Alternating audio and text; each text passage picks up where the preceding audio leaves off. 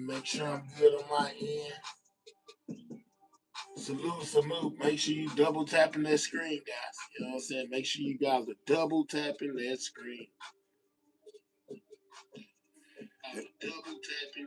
Oh, yeah, we good. Oh, yeah, we good.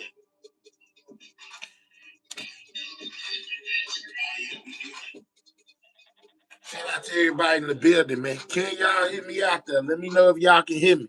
You know what I'm saying? Make sure you typing in the chat. Say, yes, we can hear you. What's up, Mother's Keeper? How you doing? What's up, Keeper?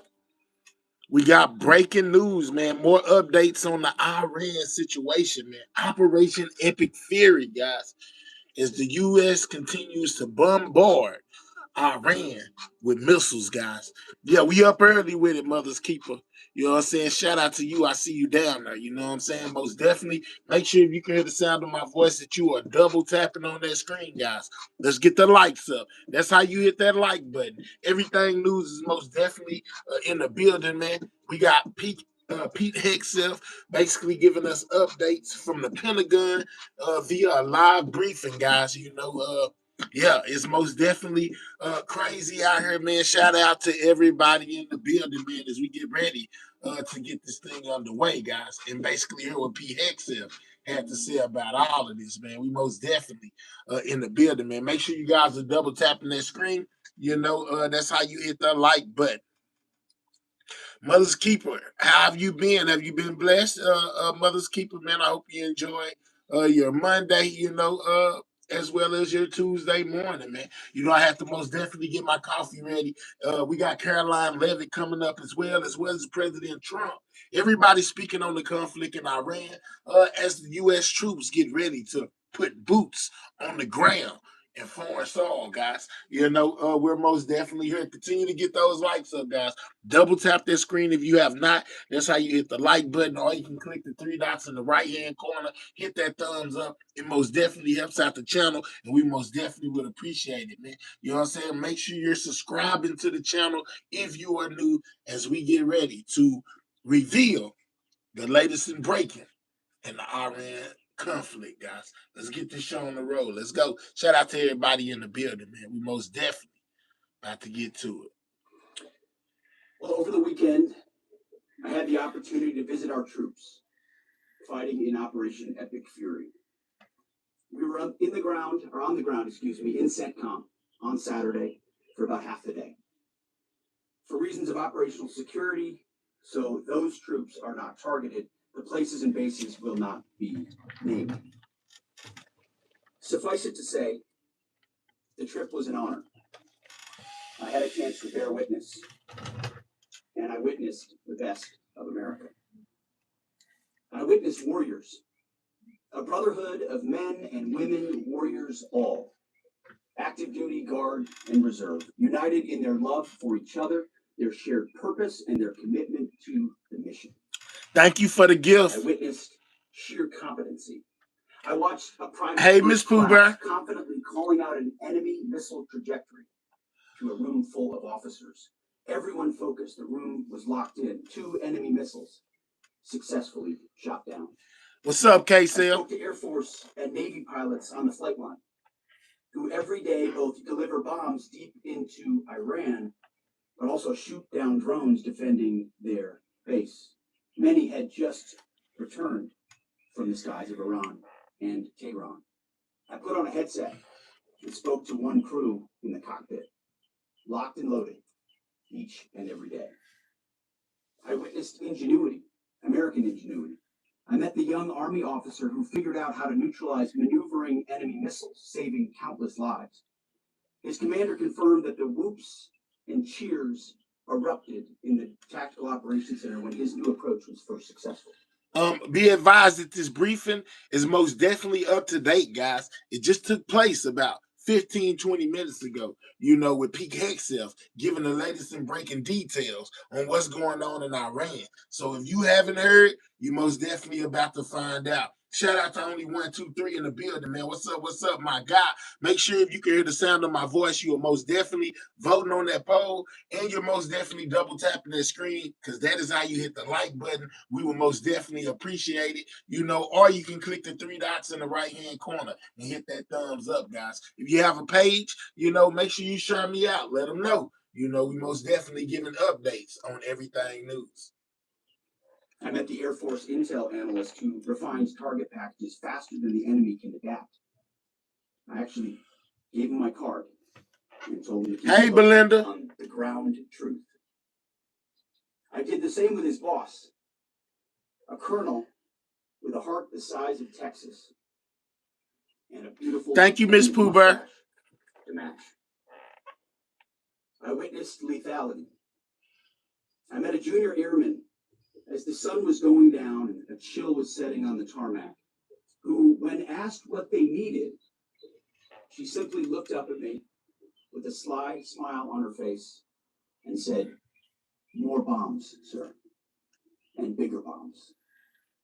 We will happily oblige her." I met the Army targeting team who found and sunk the pride and joy of the Iranian Navy, their fighting position plastered with images of sunken enemy ships. And I witnessed urgency. Right when we landed, another C-17 landed just minutes after us. And within 30 seconds of the aircraft coming to a full stop, a team on the ground pulled up and the cargo was being uploaded. Wartime speed. To a man and to a woman, on the ground, in the air, on the flight line, and in the talk, I heard, "We want everything faster, higher op tempo, wartime speed." The feeling was the exact opposite of the rotational units year after year in the wars in Iraq and Afghanistan that we're so familiar with. In those wars, it was always about the next rotation, never knowing when the mission would end or exactly what the mission was, year after year. Not with epic fury. I witnessed urgency to finish the job, urgency to achieve mission success, not looking at the next rotation, only moving as fast as possible to win. I got a chance to troop the line, to witness firsthand what we already know is true. Y'all believe in what he's saying, or is he speaking a whole bunch of hogwash? I see somebody down there saying blah blah blah blah blah. Spoke to all ranks and all services, none of whom knew we were coming. It was not rehearsed or scripted. Sometimes we just wandered. What I witnessed was motivation. It was sheer mission focus. It was the American warrior unleashed. It was the kind of warfighting American spirit that comes with a clear mission. All right, Belinda. Against a determined enemy. A crew chief we flew with summed it up nicely. He said, "It's been a busy few weeks, sir. Tough stuff. But I'm so honored to be called up. This fight is long overdue. We need to address it for our kids. We cannot pass the buck. Please thank the president from us." I heard that time and time again. I asked each young American, "What do you need?" And nobody said better equipment. Nobody said more comfortable living conditions. Nobody said send me home. Well, of course, eventually we want all those things. They do too. But what those Americans said to me, he said, nobody said send me home, but that's what they plan to do in the future. When is the future, guys? You know what I'm saying? Let me know. Is this situation close to being over? Because I've heard Trump, basically saying, yeah, we're close. But how close are we? When will our troops come home? Considering we weren't supposed to have troops on the ground. Anyway, let me know. Shout out to Money Mo for that 20 bucks. She said, salute my favorite blogger and chat, positive energy and vibes. God bless. Thank you, Queen Mo. An old officer, an NCO, male and female, black and white, was let's finish the mission. Get us even more bombs, bigger bombs, more targets. Let us finish this. In fact, Admiral Cooper noted this morning that the 3 Air Force captains shot down by Kuwaiti-friendly fire early in the fight weeks ago. They never left the theater. All dropped bombs over Tehran last night. These men and women live the Iranian threat every day, incoming missiles and drones, and know what what the world would look like if Iran had the most dangerous weapons in the world. Can we get the likes up, guys? If you're on a mobile device, double tap your screen or click the three dots in the right hand corner, hit that thumbs up. It's very important. It helps out the channel, and I would appreciate it greatly, guys. Double tap that screen to hit the like button if you're on a mobile device, or click the three dots, hit that thumbs up. It helps out the channel, guys. A nuclear weapon. As President Trump has said time and time again for years, and in this administration, Iran cannot have a nuclear bomb, and they won't.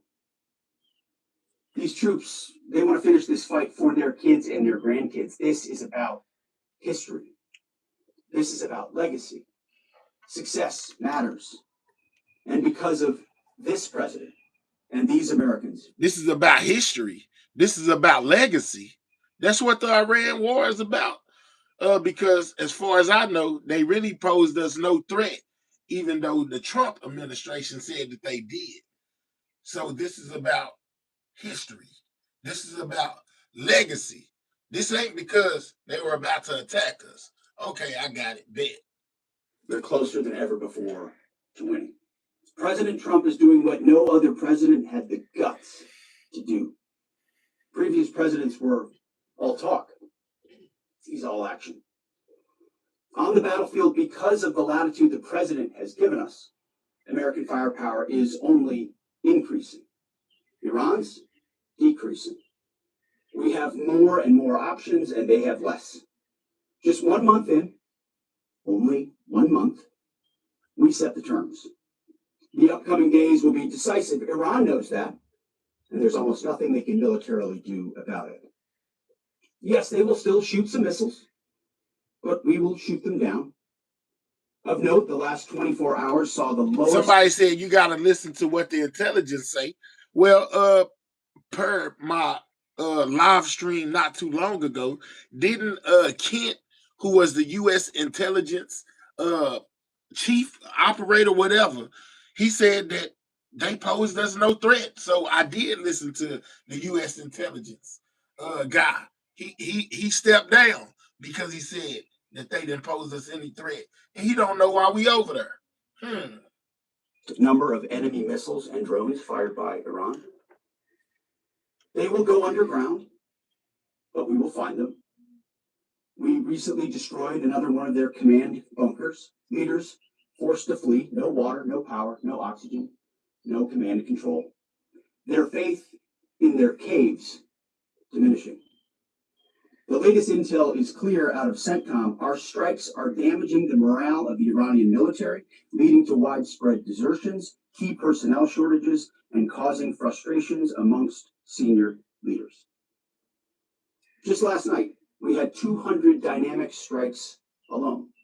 Dynamic strike is a strike where a pilot leaves, and during their flight, they get a new target set based on real-time info given to them. A new launcher, a new location, a new troop formation. A dynamic target is one that changes while you're in the air because of improved intelligence. 200 dynamic strikes alone, in addition to the pre-planned targets. The video the president posted last night of Esfahan, an ammo depot struck by U.S. bombers. You see, you don't get to see many of those videos because, as a reminder, Iran has still shut off the internet to 99.9% of its population. But if Iran is wise, they will cut a deal. President Trump doesn't bluff and he does not back down. You can ask Khomeini about that. The new Iranian regime should know that by now.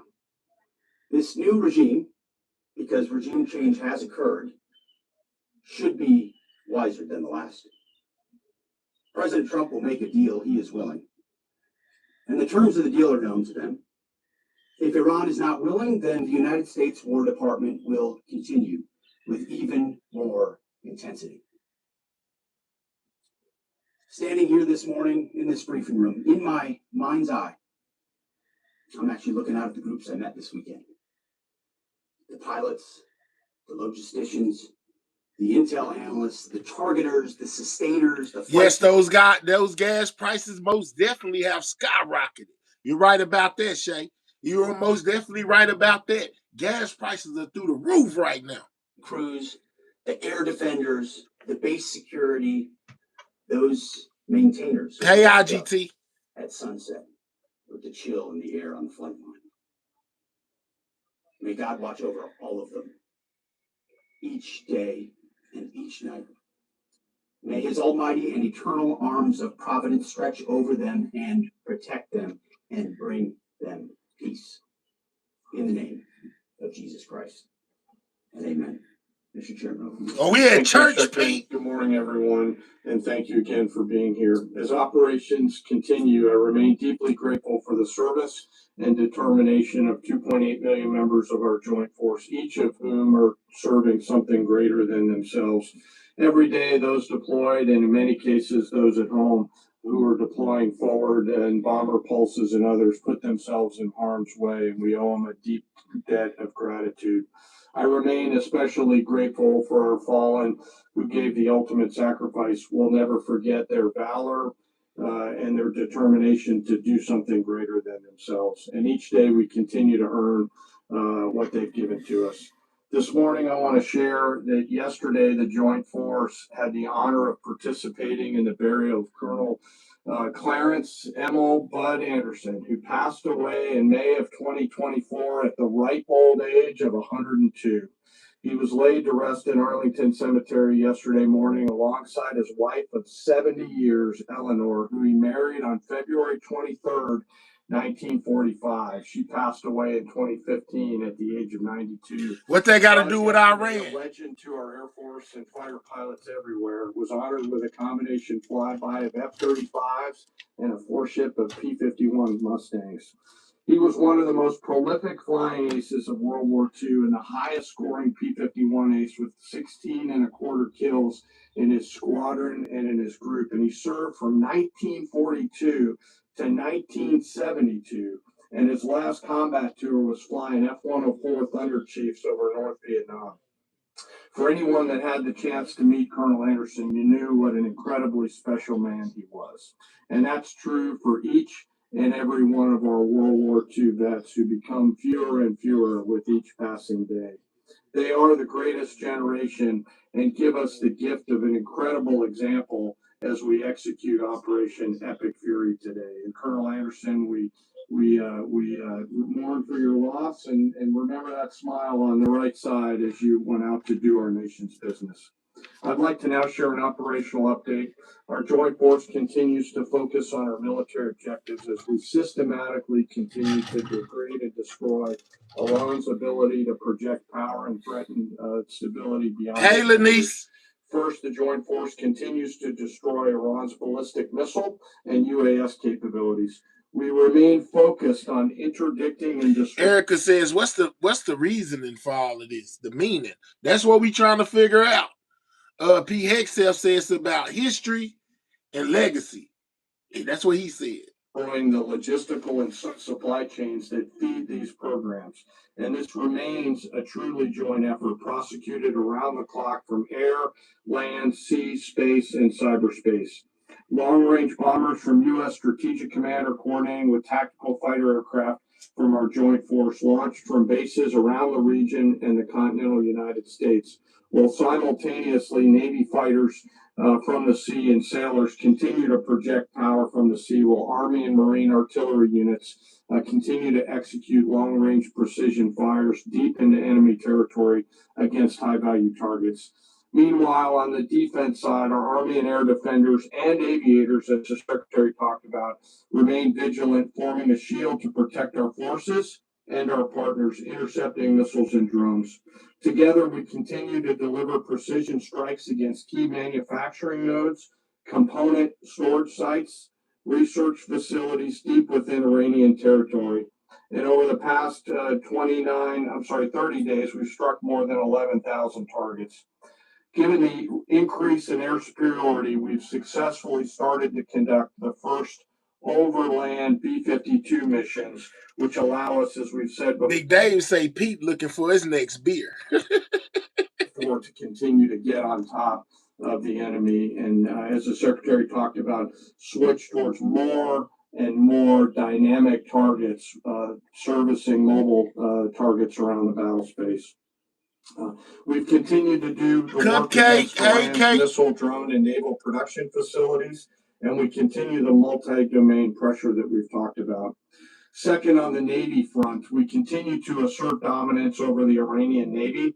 We remain focused on targeting their mine laying capability, their naval assets, and we've now, as I mentioned briefly last time, started to work attack helicopters and other close air support assets into the naval domain. CENTCOM continues to identify. All right, we got IGT, our own scene reporter, says over 10,000 airstrikes carried out so far.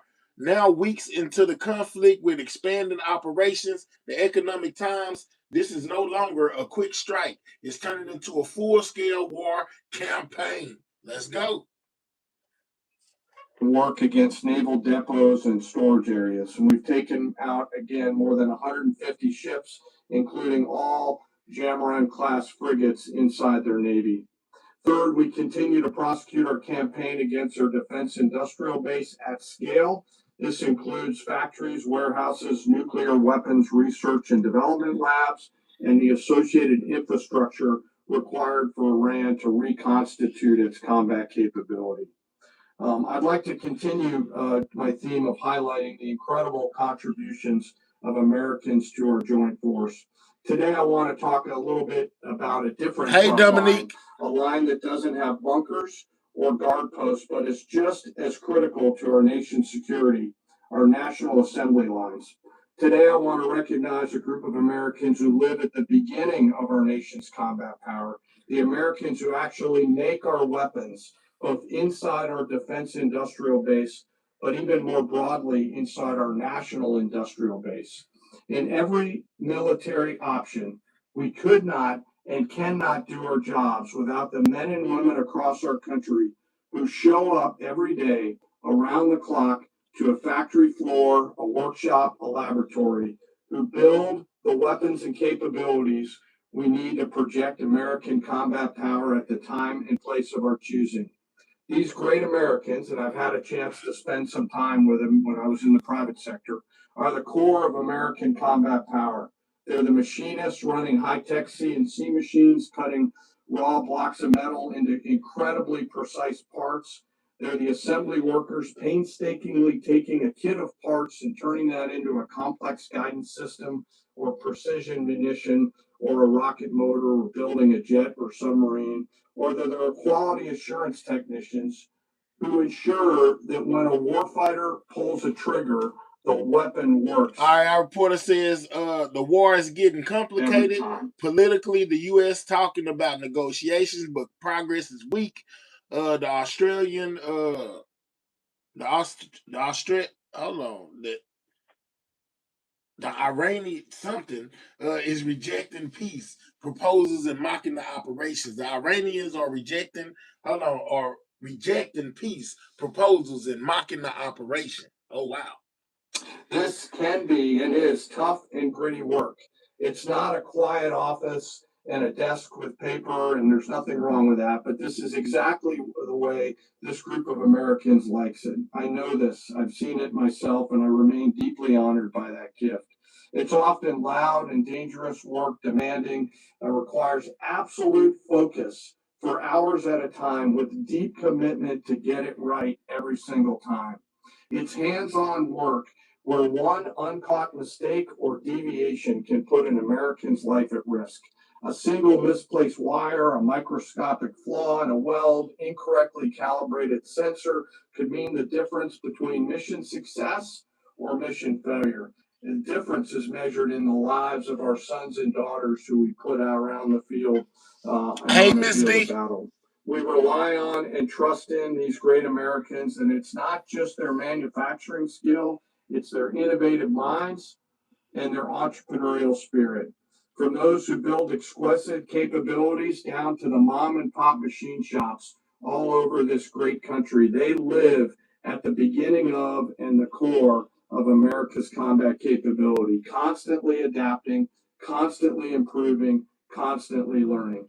And there are examples of this throughout history and current days, to include building things like the F-117 stealth fighter, the B-2 stealth bomber. It says strikes are focused on destroying the Iranian defense industrial base and naval capabilities, guys. We trying to neutralize our combat capability undetectable over the enemy to today's B-21 and F-47. It's work like in the shipyards of the East Coast and Northeast side of the United States that go out and build America's nuclear submarines that allow us to patrol around the world at the time and place of our choosing. These innovators, these workers, these incredible Americans don't get the same glory as a fighter pilot returning to a carrier deck at night or an artilleryman sending rounds downrange. And yet they show up every single day. And without them, we could not do the work that we are tasked to do. 24/7, they build the tools that we need to do our business. The skill, the commitment, the patriotism, the dedication. Says President Trump is monitoring the situation from Florida with advisors and coordinating with allies, including Israel. Yeah, mostly Israel. They really say this is the Israel war against Iran with America's help. But hey, however you take it. Dedication poured into every piece of combat capability and hardware is seen and felt out at the edge of the force, as the secretary talked about those young bomb builders out in the desert that he had the chance to see. You can see it, you can feel it, and it's real, and we're deeply grateful. So to the American workforce out there, both inside our defense industrial base and in our national industrial base, thank you on behalf of the Joint Force. We carry the weapons that you build. We rely on the systems that you create, and the distance from that factory floor and that assembly line to the front line is incredibly short. Thank you. Keep it up. And to our adversaries out there, I remind you to beware of the American workforce. We continue to press forward in our military objectives. The Secretary and I remain deeply humbled by the spirit, tenacity, commitment, and grit. All right, they're also saying that the White House confirms the operation is moving ahead successfully and targeting the security apparatus of the Iranian regime. I bet. 2.8 million member strong joint force. I want to, as always, thank the force and their families, and as always, remember our fallen. We carry with them and their names every day. Sir, I'll turn it back over to you. Well, thank you, Mr. Chairman. Two things. He didn't note it, but in memory of Colonel Bud Anderson, the chairman himself flew his F-16 to honor him recently.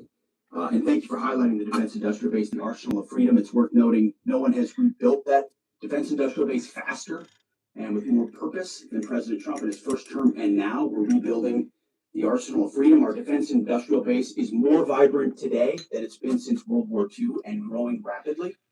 Contrast that with Iran, whose defense industrial base is nearly completely destroyed. Their ability to reconstitute the weapons of war they're using now that they're hiding in underground facilities and are trading over time, their ability to rebuild that is negligible. Guys, we most definitely need to get these likes over 100, seeing that we have been over 100 people the whole time that we have been live. If you have not, please double tap your screen if you're on a mobile device, or click those three dots and hit that thumbs up, guys. We need 30 more likes to reach 100. 30 more, y'all. Double tap that screen if you're on a mobile device, or click the three dots in the right hand corner. Hit that thumbs up, and most definitely subscribe to the channel if you are new, as I give you the latest in breaking that I can find on the internet about this situation taking place in Iran, guys. It would be greatly appreciated. Double tap that screen if you have not on your mobile device, or click the three dots, hit the thumbs up. It's over 400 people. We only need 30 of y'all to hit the like button. Shout out to everybody in the building. And I think that contrast is an enduring legacy of this as well. Right here.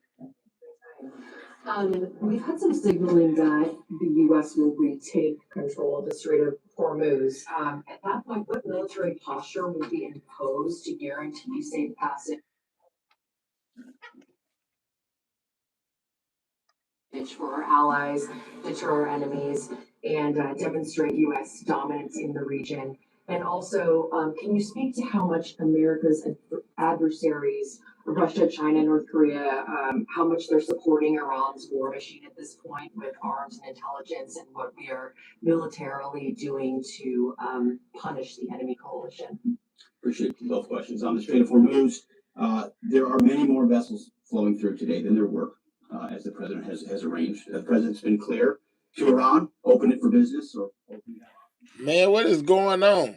This thing is doing whatever it wants to. Industrial base with coastal cruise missiles, with UAVs, with counter mine capabilities. We've been focused from the beginning on attritting and defeating those capabilities and limiting their options. There's lots we're doing as well, some of which is known, some of which is not known, to set the conditions. And I think the president was clear this morning in his truth that there are countries around the world who ought to be prepared to step up on this critical waterway as well. It's not just the United States Navy. Last time I checked, there was supposed to be a big bad Royal Navy that could be prepared to do things like that as well. He's pointing out this is an international waterway that we use less than most, in fact, dramatically less than most. So the world ought to pay attention and be prepared to stand up. President Trump's been willing to do the heavy lifting on behalf of the free world to address this threat of Iran. It's not just our problem set going forward, even though we have done the lion's share of preparation to ensure that that strait will be open, which is an outcome the president's been very clear on. As far as Russia and China, we know exactly what they're doing, what they are or are not doing. We don't have to air publicly what all of that is, but where necessary, we're addressing it, we're mitigating it, or we're confronting it head on. I don't know if you have anything you want to add. No, sir. I think you covered it. Do you have any timeline for operability in the strait? Thank you, Mr. Secretary. David Zier, Real America's Voice. And I witnessed that enthusiasm on the lines and our submarine builders and the ironworks. It's unbelievable. But I just wanted to ask you, what's the status of the delivery of any hardened bunkers for additional protection for our troops? And without getting too specific, what kind of measures are we taking to protect some of the larger, more strategic aircraft like the Sentry? Thank you, Dominique. It's great question. I'll say what I witnessed. Come on, guys. We need 14 more likes. You know what I'm saying? Don't wait on everybody else to hit the like button when you can do it yourself. If you're on a mobile device, double tap that screen or click the three dots in the right-hand corner and hit that thumbs up, guys. Let's get these likes up, man. They looking very poor. I'm going to start rapping on y'all. I know y'all don't want to hear no rap music. You about to hear some. Get the likes up. Double tap. All you have to do is double tap the screen on your mobile device or click those three dots in the right-hand corner and hit that thumbs up, guys. We need 10 more likes. Where I went was a completely locked in discipline of bunker use and bunker improvement. So from the beginning, as we stated very clearly, the first thing we did was set up a defense and make sure our defensive capabilities were maxed out before any of this even started. That included fortifications as much as possible, but it also included disbursement. If all of our people are in one place, you could imagine why that's a big problem. So dispersing is part of that defeat. Alongside that disbursement is more and more bunkers. And I can tell you, talking to base commanders, talking to our allies in Israel, talking to others, rapidly fielding that and then improving those positions is a theater priority, no doubt, as are the air defenses and the layered air defenses. It's not just Patriots and THAADs. It's fighters and defensive caps. It's other kinetic defeat systems. It's electronic warfare. So the defense of our troops and our assets is maxed. I will say on some of those other assets you talked about, air wings, airframes, there's some things adversaries are doing to provide info and intel that they shouldn't. 5 more likes. Get the likes up. And ultimately we move things around and don't.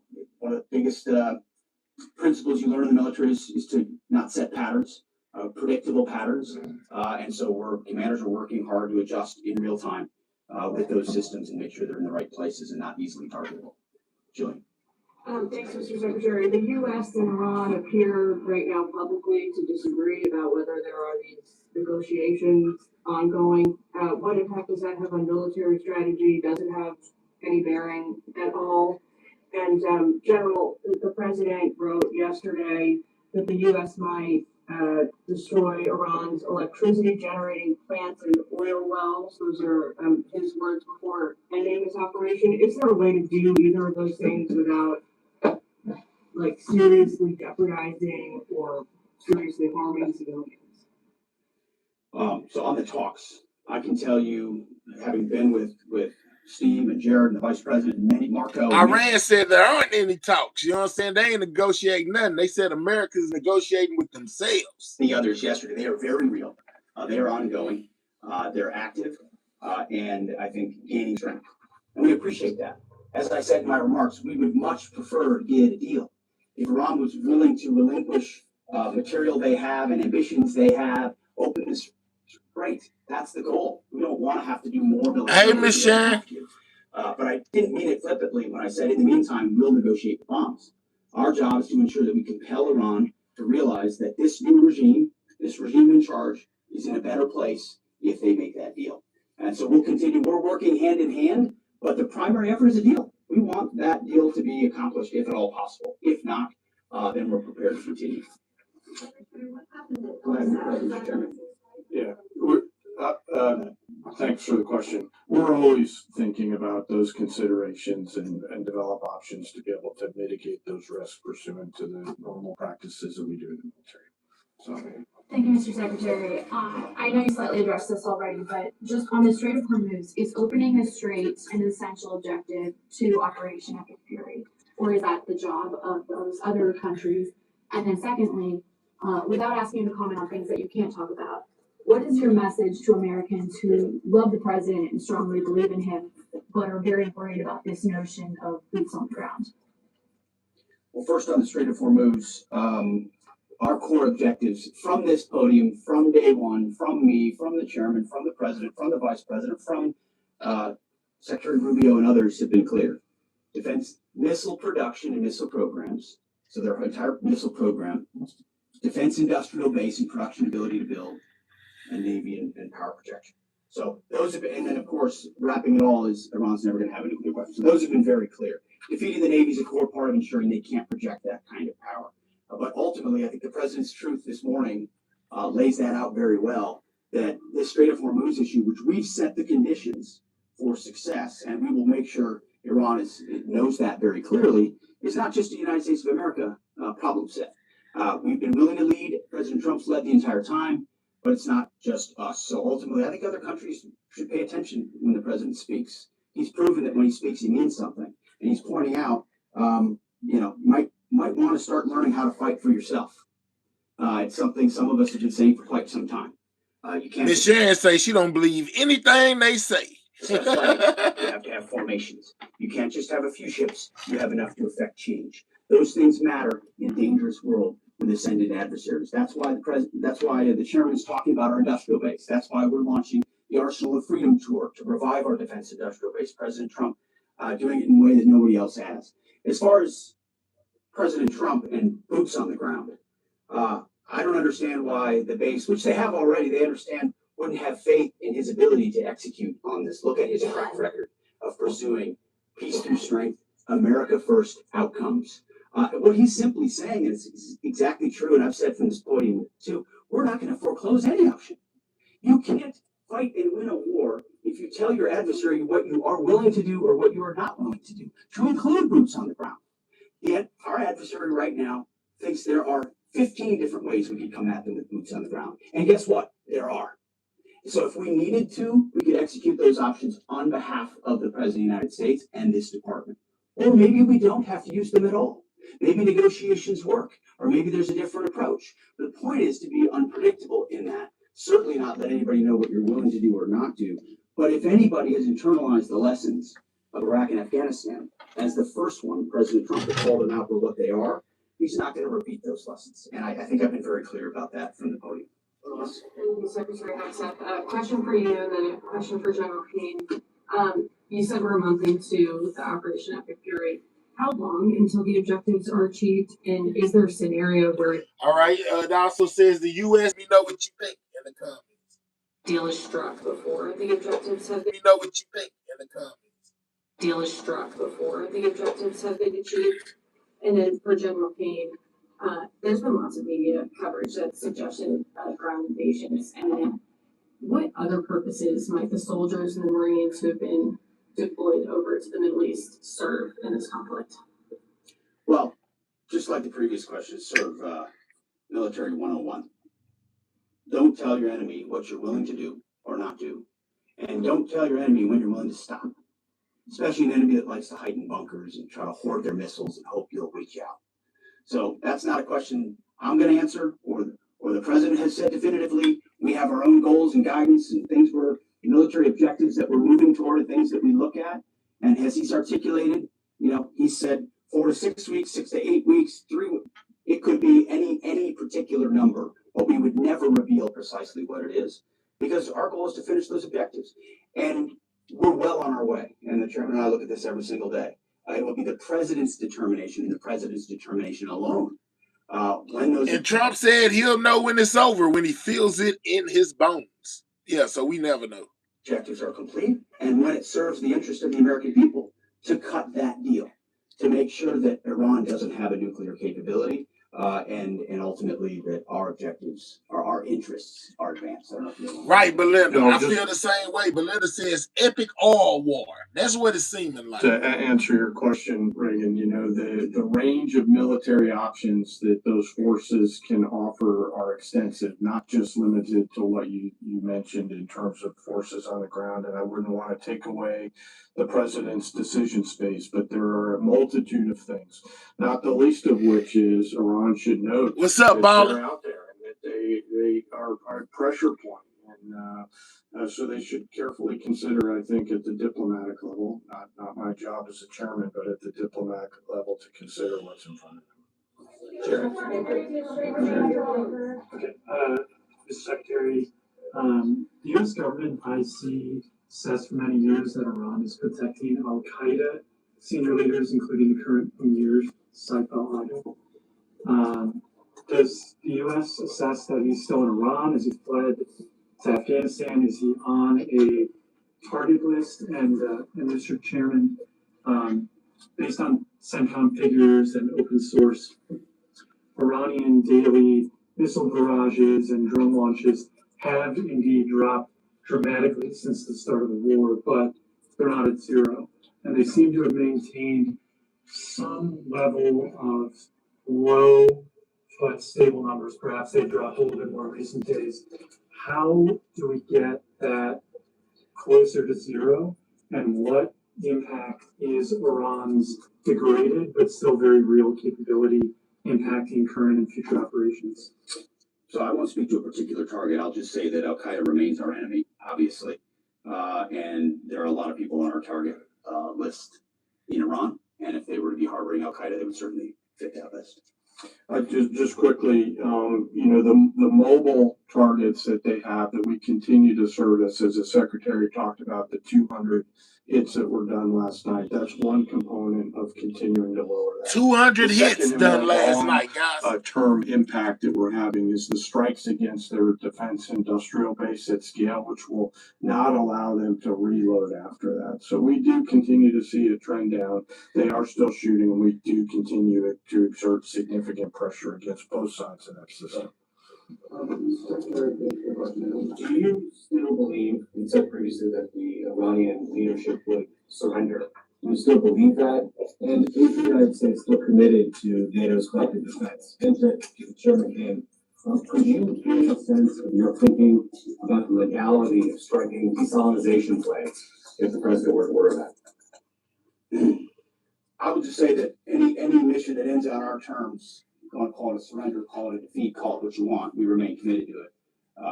A conflict that ends on our terms and the president's terms, there's no doubt about that. And as far as NATO is concerned, that's a decision that will be left to the president. But I'll just say a lot has been laid bare. A lot has been shown to the world about what our allies would be willing to do for the United States of America when we undertake an effort of this scope on behalf of the free world. These are missiles that don't even range the United States of America. They range allies and others. And yet when we ask for additional assistance or simple access spacing and overflight, we get questions or roadblocks or hesitations. And the president's pointing out, you don't have much of an alliance if you have countries that are not willing to stand with you when you need them. He's simply pointing that out, and ultimately it'll be his decision of what that looks like after this is complete. I'll just won't talk about any particular target. This really builds on Jillian's question too, that I don't think I completely answered, but the joint force is the most professional force in the world, and we have numerous processes and systems to carefully consider the whole range of considerations, from civilian risk to legal considerations with any target. And as targets come before us, we run them through the same process that we always do, and always strike lawful targets in accordance with the normal procedures that we use.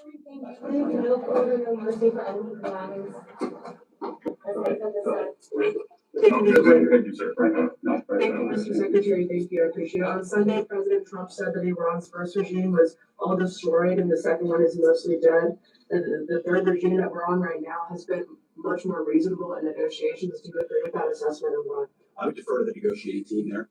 They're the ones talking to him, but they're getting a back and forth on terms, which is a productive development. We stand right there next to our negotiating team. You're always willing and prepared to put them in an even better position. Hey, Thank Leticia. you very much. Thank you. All right, so that was a word from the Pentagon, guys. And something that stuck with me is when they said there were over 200 strikes that occurred last night, guys. Let's get the latest in breaking. It says U.S. military obliterates Iran ammo depot with bunker buster bombs.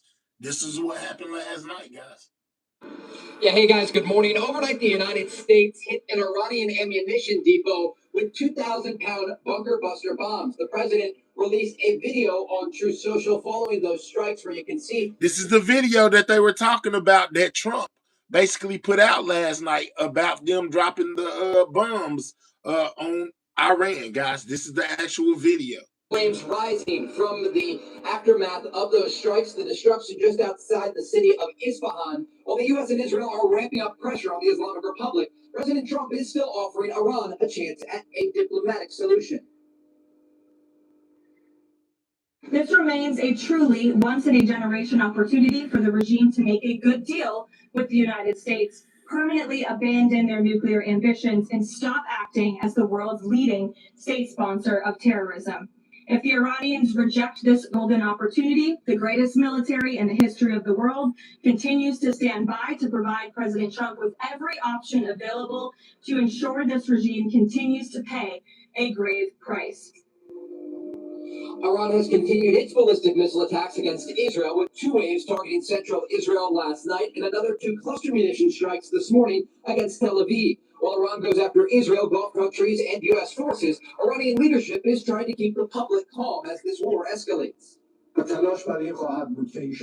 effort is ongoing to make sure people do not have any issues in accessing governmental services, inshallah. The government is at the service of you, dear people, with all its might. In our country, in cities and small towns, we are your servants. With a focus on Iran, Israel has expanded ground operations against Hezbollah in southern Lebanon. The military says they've killed dozens of militants in recent days. The IDF announced that 4 additional Israeli soldiers were killed yesterday, bringing the total killed in southern Lebanon since this operation began to 10. On Monday, a funeral was held for one of those soldiers, just 19 years old. Wow. Enough already. Enough of these funerals. Enough of this pain of children who are living and lying here in the ground. What is the value of all these lives? What is the value of all life? Enough of the wars. Make peace already. With Operation Epic Fury now in week 5, the Pentagon is scheduled to hold a briefing today at 8 a.m. Eastern Time so the public can learn the latest about this military operation. Guys? That's right. We will be watching and airing it live on Fox News, so stick around for that. Trey Yanks live for us in Tel Aviv. Trey, thank you. Let's bring in Chief Strategist of the Middle East Forum and former U.S. Army Special Forces member Jim Hansen. Jim, good morning to you. The president issued an ultimatum yesterday and laid it out on Truth Social this way, saying if for any reason a deal is not shortly reached, which it probably will be, and if the Strait of Hormuz is not immediately open for business, we will conclude our lovely stay in Iran by blowing up and completely obliterating all of their electric generating plants, oil wells, and Karg Island. Trump got no problem with saying he's going to obliterate their country over there. Obliterate. He most definitely uses that word a lot when he refers to the war in Iran, guys. Obliterating stuff. You know what I'm saying? Blowing up everything. Wow. Which we have purposely not yet touched. Iran is not known for taking these kinds of threats seriously. So, do you think that's where we are heading in a week or two? The destruction of Karg Island here? I think destroying Karg Island is probably not as effective as seizing it or as blockading the exit from the strait through the Gulf of Oman and stopping any ships that may be full of Iranian oil. But it's possible, and I think no one should take the president less than seriously on this. And I've heard people say that blowing up electricity and the infrastructure like that is somehow a war crime, and that's just absolutely not the case, because the IRGC and the regime control all of the infrastructure, and they use it first for military purposes, and second, and sometimes even less than second. Somebody said, do those idiots realize that would be a war crime? I don't think Trump's cabinet cares about what the rules are. They just pretty much do what they want to do. They don't care about no war crime, or anything. They just do what they want. For the use of the Iranian people. So it's legal to do. President Trump has told them it could happen, and it's definitely one of the options on the table. Yeah, what do you make of Iran's parliament speaker, Jim, who is considered a hardliner? He certainly talks a big game publicly, but then behind the scenes, the president revealed that he's the one that allowed the ships to pass through the Strait of Hormuz, which the president described as a gift to the United States. So is he somebody that can be reasoned with? Well, we're trying. The difficulty is that the religious leaders and the IRGC are not just, extremists. They are some of the most extreme people in the world. Their brand of Islam, 12 or Shia Islam, is an apocalyptic death cult that says they need an Armageddon-like event to bring their Mahdi and rule the world. So you have to try and find someone who's not as infected by that as anyone else. He's one of the people they're talking to, and there are others. They're trying to find someone who's got enough of a following, enough of a hand on the levers of control to actually be able to stop them from continuing this. Glad you mentioned the Strait of Hormuz. Here's what our Secretary of State, Marco Rubio, had to say about it. Listen. Are you consider a plan to ensure full control over the entire strait? Well, the Strait of Hormuz will be open. When this operation is over, it will be open, and it'll be open one way or another. It will be open because Iran agrees to abide by international law and not block a commercial waterway, or a coalition of nations from around the world and the region, with the participation of the United States, will make sure that it's open. But one way or the other, it's going to be open. But yet, Jim, there's a report in the Wall Street Journal that the president is telling his aides he is willing to end the war without reopening the Strait of Hormuz. What do you make of all this? I think it would be a less than full success if there is not traffic going through the strait at the end of this. But the goal of this was not to ensure, the full maritime activity. It was to ensure that the Iranian regime did not ever get nuclear weapons. That we're a lot closer to, and they're working on, the last piece of that, which is gathering the enriched material and getting that taken care of, whether we have to seize it or whether in whatever kind of a deal we can make with a regime leader, they turn it over to us. That's the number one priority. Everything else is secondary to that.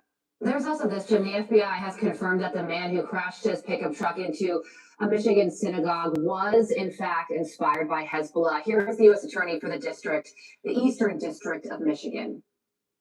I've seen some odd attempts to explain away or even lessen this terrorist attack. This is crazy, guys. That he was an isolated lone wolf, but that is misleading. Terrorist propaganda is designed to activate the so-called lone wolf to act on behalf of the terrorist organization. What is the terror threat to the United States as this DHS shutdown also drags on? Yeah, it's reckless beyond belief for the Democrats to continue to keep an agency that is designed to protect all Americans from operating fully during a time when these kind of threats are active. There is definitely more people who either share the ideology, share a belief, and potentially could be pushed or decide to push themselves towards killing Americans to make a point and, serve a terrorist cause. I think we need to go ahead and be fully active in those investigations and hopefully in arrests before the acts, not to wait until someone does and then be able to put the pieces and connect the dots after the fact. Yeah, we really do need all hands on deck to target the terrorist propaganda itself, especially online. Make sure it doesn't get into the minds of people who could be radicalized more than others. Seems like the sleeper cells, the sleeper cells are most definitely awake these days, guys, with all these attacks going on American soil, guys. I'm just saying those sleeper cells are most definitely awake right now. Let's hear what Trump had to say about all this. So we've had very good negotiations today with Iran, getting a lot of the things that they should have given us a long time ago.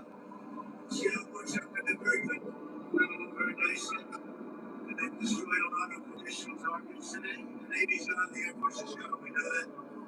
We destroyed many targets today. It was a big day. And we are negotiating with them directly and indirectly. We have emissaries, we also been dealing directly. And, as you know, they've agreed to send 8 boats 2 days ago, and then they added another 2, so it was 10 boats. And now today they gave us as a tribute. Now we can't define it exactly, but they gave us, I think, out of a sign of respect, 20 boats of oil, big boats of oil, going through the Hormuz Strait, and that's taking place starting tomorrow morning, for the next couple of days, not a month. And I don't know why they do like interviews on the airplane. You can't hear Jack. You gotta strain your ears to be able to hear what he's saying. I would always say that we're doing extremely well in that negotiation. You never know with Iran because we negotiate with them and then we always have to blow them up, whether it's the B-2 bombers or just terminating, as an example, the Iran nuclear deal done by Barack Hussein Obama, probably the worst deal we've ever done as a country, one of the dumbest deals we've ever done.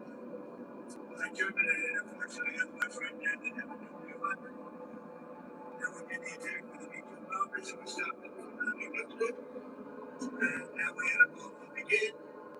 And we will probably have, I think we'll make a deal with them. Pretty sure. But it's possible.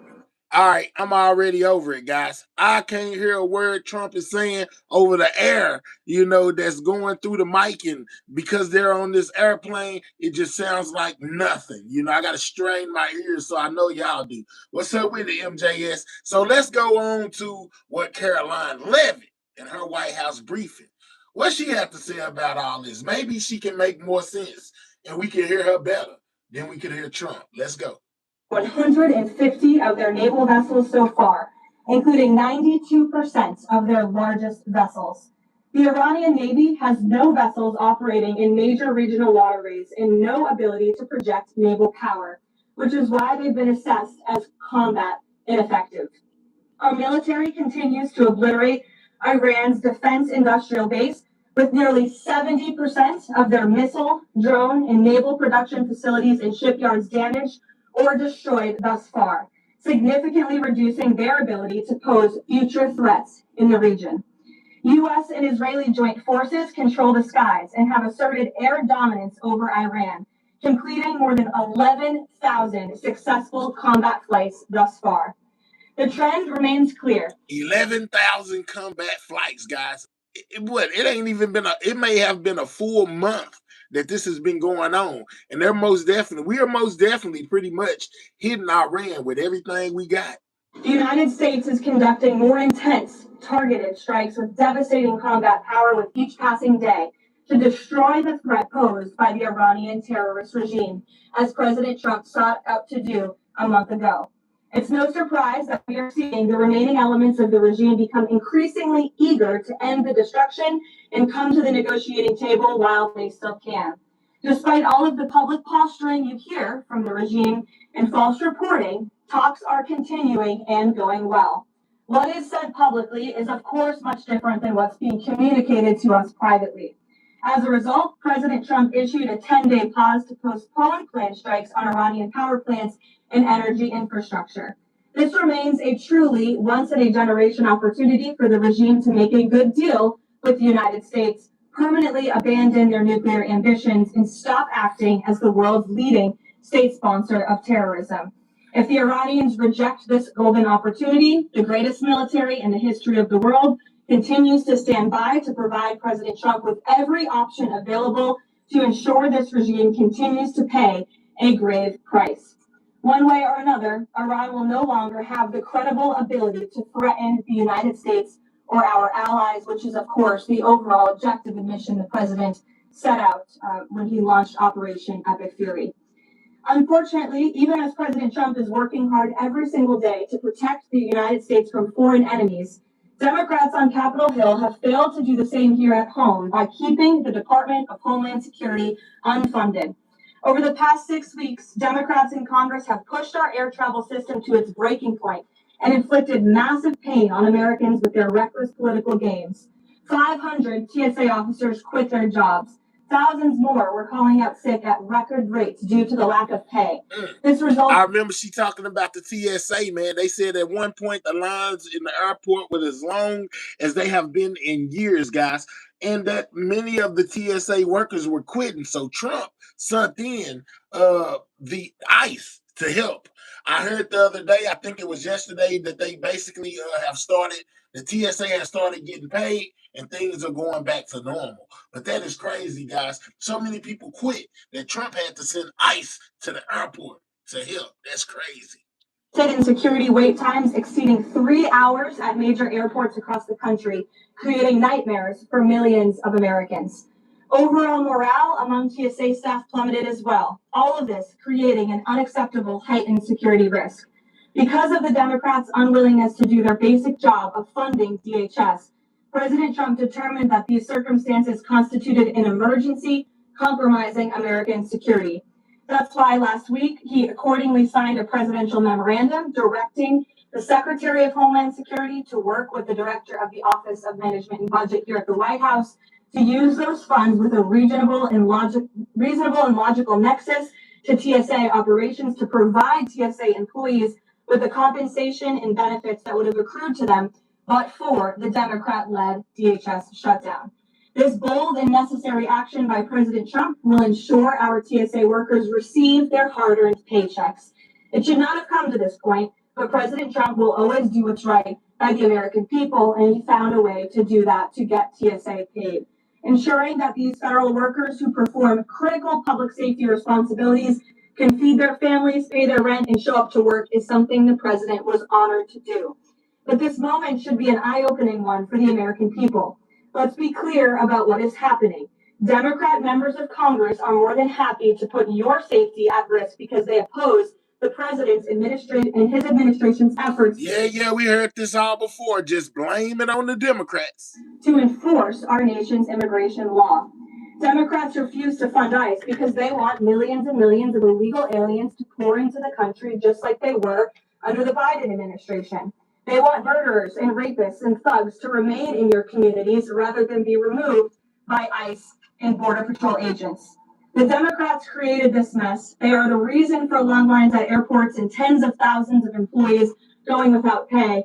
Once again, President Trump is cleaning up their mess because he cares more about the American people than destructive, petty, partisan politics. With that, I will take your questions today. Here in our new media seat, we have Wade Lyman. Thank you for being here. Why don't you kick us off? Thank you. Ms. Two questions for you, thank you. There are some concerns the administration is starting to change its position on deportations, border enforcement, possibly asylum policies. Would you say to Americans that are somewhat concerned that the shift has happened? Sure.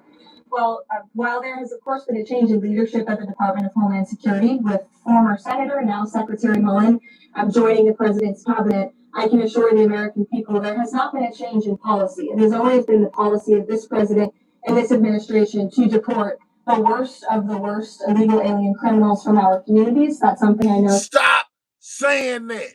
Oh, it's always been the worst of the worst. Man, y'all taking mamas and kids and everything else, people with no criminal record, the whole shebang. Stop saying you just weaving out the violent ones, because that's not the truth. You're weaving out everybody without a green card. Let's just keep it real. Secretary Mullen remains wholeheartedly committed to doing. And it's something that is overwhelmingly popular with the American people. And it's something that is necessary to protect our homeland and to prevent deaths of Americans in our country. Just last week, Sheridan Gorman, a young woman in Chicago, was shot and killed on the street walking with her friends outside of her university by a illegal alien from Venezuela who had no right to be here in the first place. And it's despicable that Democrats are currently defunding the department that's responsible for removing illegal aliens like that. And I would also add it's despicable that the lack of coverage of this young woman's case, of her life, and the way that it was tragically cut short.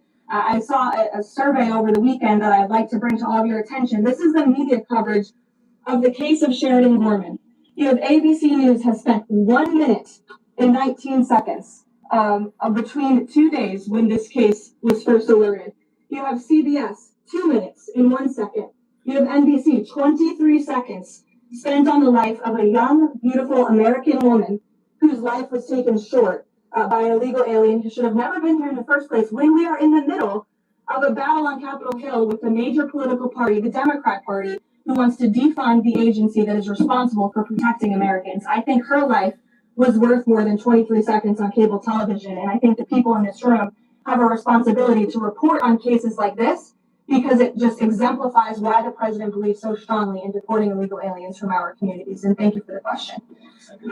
Josh, go ahead. My next question is one on Iran and one on the just funding. On Iran, the president has said that the administration is talking to a new and more reasonable regime. How confident are you that they are legitimate and have enough grip on power? Marco Rubio said earlier that he's not sure and it's not clear whether they will be in power. So are you also talking to other factions?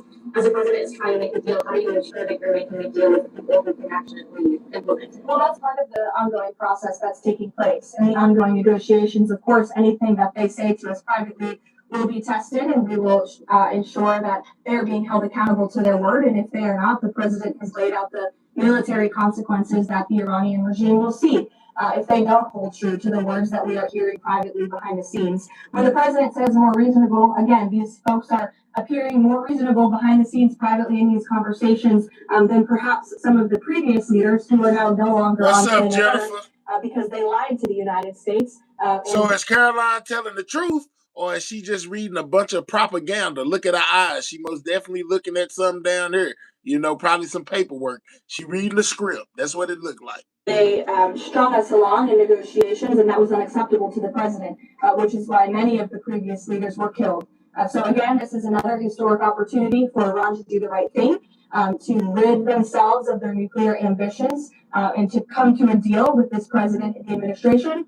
Or again, they will see the grave consequences of the United States Armed Forces, which they are continuing to see every day throughout this operation. Just how long can the administration keep paying TSA without action from Congress? And not to be hyperbolic, but given the Air Force were really the pain point of this pushing both sides to talk to each other. Do you see a way for DHS to reopen? Is it possible this keeps going in the midterm? Well, we certainly hope so. I mean, of course, the president just can't keep signing presidential memorandums and proclamations every time Congress fails to do its job, and every time Democrats are holding our entire country. I see a lot of y'all down there don't even care if she's giving you facts or not. You just worried about how pretty she is. Okay, got it.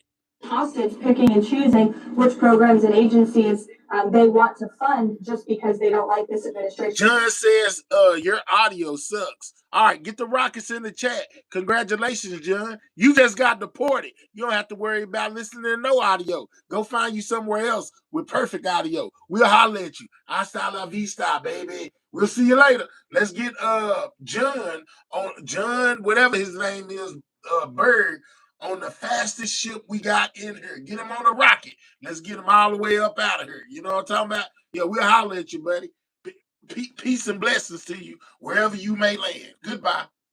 Policies. That's not how it's supposed to work. They voted 7 times against funding DHS over partisan and political reasons. And so, again, the president has stepped in to do the right thing at this moment in time, but the president is also encouraging Congress to come back to Washington to permanently fix this problem and to fund and reopen the Department of Homeland Security entirely. Stephen. Thank you, Caroline. I have two questions on TSA, one on TSA for ordinary Americans watching briefing. How so I don't think there's back to normal this action. And then on Iran, on the time frame, President Trump initially said about 4 weeks. Secretary of State will be on Friday before he said it might be another 2 to 4. It's 2 to 4 the current administration is thinking. With respect to the timeline, again, the president, commander-in-chief, the Pentagon has always stated 4 to 6 weeks estimated timeline for Operation Epic Fury. We're on day 30 today. So again, you do the math on how much longer the Pentagon needs to fully achieve the objectives of Operation Epic Fury, which I will reiterate: destroy the Iranian Navy, destroy their ballistic missiles, dismantle their missile and drone production infrastructure, significantly weaken their proxies throughout the course of this operation, and then, of course, preventing Iran from ever obtaining a nuclear weapon.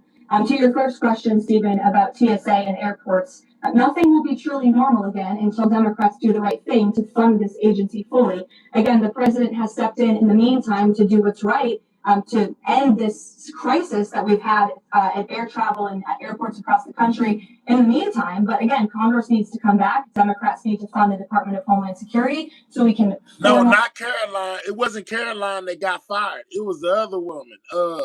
Which one was it? What was her name? It wasn't Caroline Levitt. It was the brunette-haired lady. Dang, what was her name? Anybody remember the name of the one that was over ICE and all of that got fired? I forgot what her name was. Now it wasn't Bundy. It was the other one.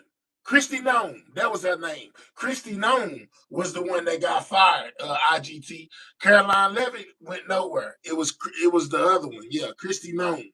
That was the one that got fired. But she actually didn't get fired completely. She got moved to a different, like, her job is different now. She got moved to a different department. But she most definitely got removed from being over ICE and the border and all of that. And fully get these great employees paid long into the future. Jonathan? Thank y'all in the comments. Thank y'all. During the Persian Gulf War, 1990, 1991, Arab countries paid for the vast majority of the cost of the war. Kuwait, Saudi Arabia, the UAE. Who's paying for the cost of this war? Will those Arab countries step up to do this now? Well, I think it's something the president would be quite interested in calling them to do. I won't get ahead of him on that, but certainly it's an idea that I know that he has, and something that I think you'll hear more from him on. And then secondly, the cost of diesel is averaging at $5.38 a gallon right now. What's the message from the Trump administration to truck drivers who are dealing with those high fuel costs right now? Again, we understand, we hear you, we see you, we are fully tracking. Let me tell y'all something crazy. We got over 1,000 votes on the poll, guys, and we only got 162 likes. Wow.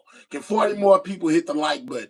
If everybody would hit the like button like they vote on the poll, oh yeah, this would be a great channel. I'm just saying. This short-term fluctuation in oil and in diesel prices.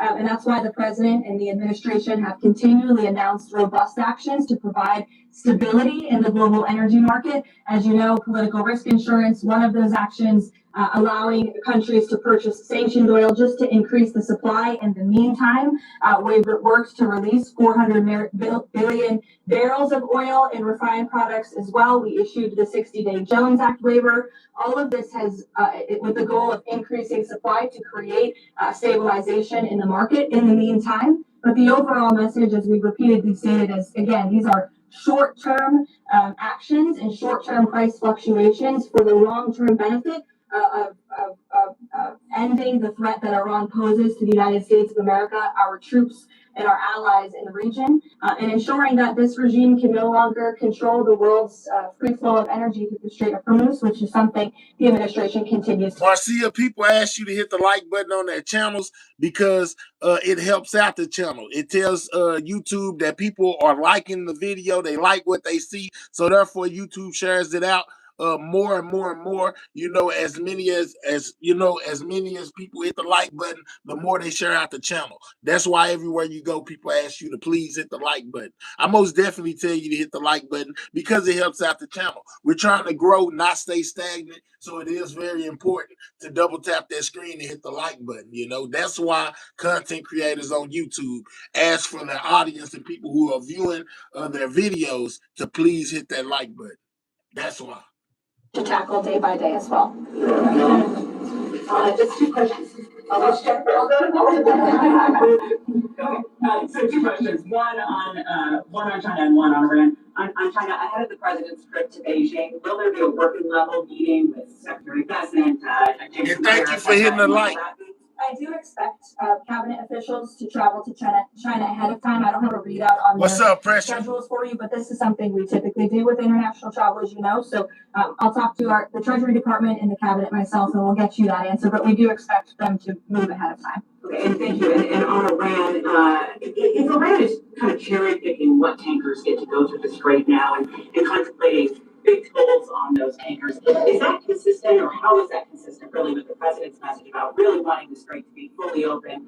Does the administration support a regime or system where Iran is effectively charging tolls on these vessels to access? That's not something we support, and I would reject that they are cherry picking. In fact, as you know, these tankers that are moving through, the 10 that were previously announced and now the new 20, the announcement of 20 additional tankers, which we expect to see over the coming days, are a result of the direct and indirect talks that are taking place between the United States and Iran. So you wouldn't have seen those tankers if not for the president's diplomacy and his team engaging on this matter, which we expect that compliance moving forward. And it's, again, something that we're working on very closely. And behind you, go back right there. You put up your hand very excitingly. Go ahead. Hannah from News Nation. Thank you. Thanks for taking my question. I have two for you real quick. There are reports that Republicans are weighing cuts to healthcare in order to make way for that $200 billion for the Pentagon and Operation Epic Fury. Is that a trade-off that President Trump supports? I've seen these reports. I haven't spoken to the president about it, nor have I heard this being discussed in any high-level meetings here at the White House. I don't want to weigh in definitively because I just haven't heard that being discussed here in the West Wing. And then secondly, I know President Trump says we're ahead of schedule in achieving his military objectives in Iran. He laid out that 4 to 6 week timetable for this conflict, and we're now within week 5. So how do you square kind of those two? Well, 4 to 6 weeks estimated timeline. Again, you just said we're on day 30 of the operation. I just provided you with some of the updates from the Pentagon directly and achieving the objectives, and the military has been enormously successful. I think we should all be very proud of our armed forces for what they have done over the past 30 days. The mission will continue until the objectives are achieved, and that 4 to 6 week timeline does remain right now. I don't have any updates for you on that. Like others, one on Tuesday, one on Iran. On Iran, I know it's tough to engage in hypotheticals, but this is one that you could engage in if the president does seek. If the president does seek, or can I say seeks a ground war, does he intend to get congressional authorization of that launch? The president has been asked about boots on the ground or alleged ground operations various times. He's obviously declined to rule them out. It's the Pentagon's job to provide maximum optionality to the president. It does not mean he's made a decision, nor would he ever notify the media of such decision. Can we get the likes to 200, guys? Can we get 30 more people to double tap their screen? If you're on a mobile device, double tap your screen or click those 3 dots, hit that thumbs up. And if you're new, make sure you subscribe to the channel, man. Double tap that screen, guys. If you have not, we should have well over 300 likes. We should be at about 500 right now, considering that we have 1,100 votes on the poll. Come on, guys. Let's make this channel successful by double tapping that screen, hitting that like button, man, if you don't mind. As not to tip off our enemy. With respect to abiding by Congress and the rule of law, that's something the administration will, of course, always do. And it's something that we have. Like y'all voted for Trump when he said, let's make America great again. Well, let's make my channel great by double tapping that screen. You know what I'm talking about? I'm Trump over here. Double tap that screen. You know, make my channel great. Shout out to everybody in the building.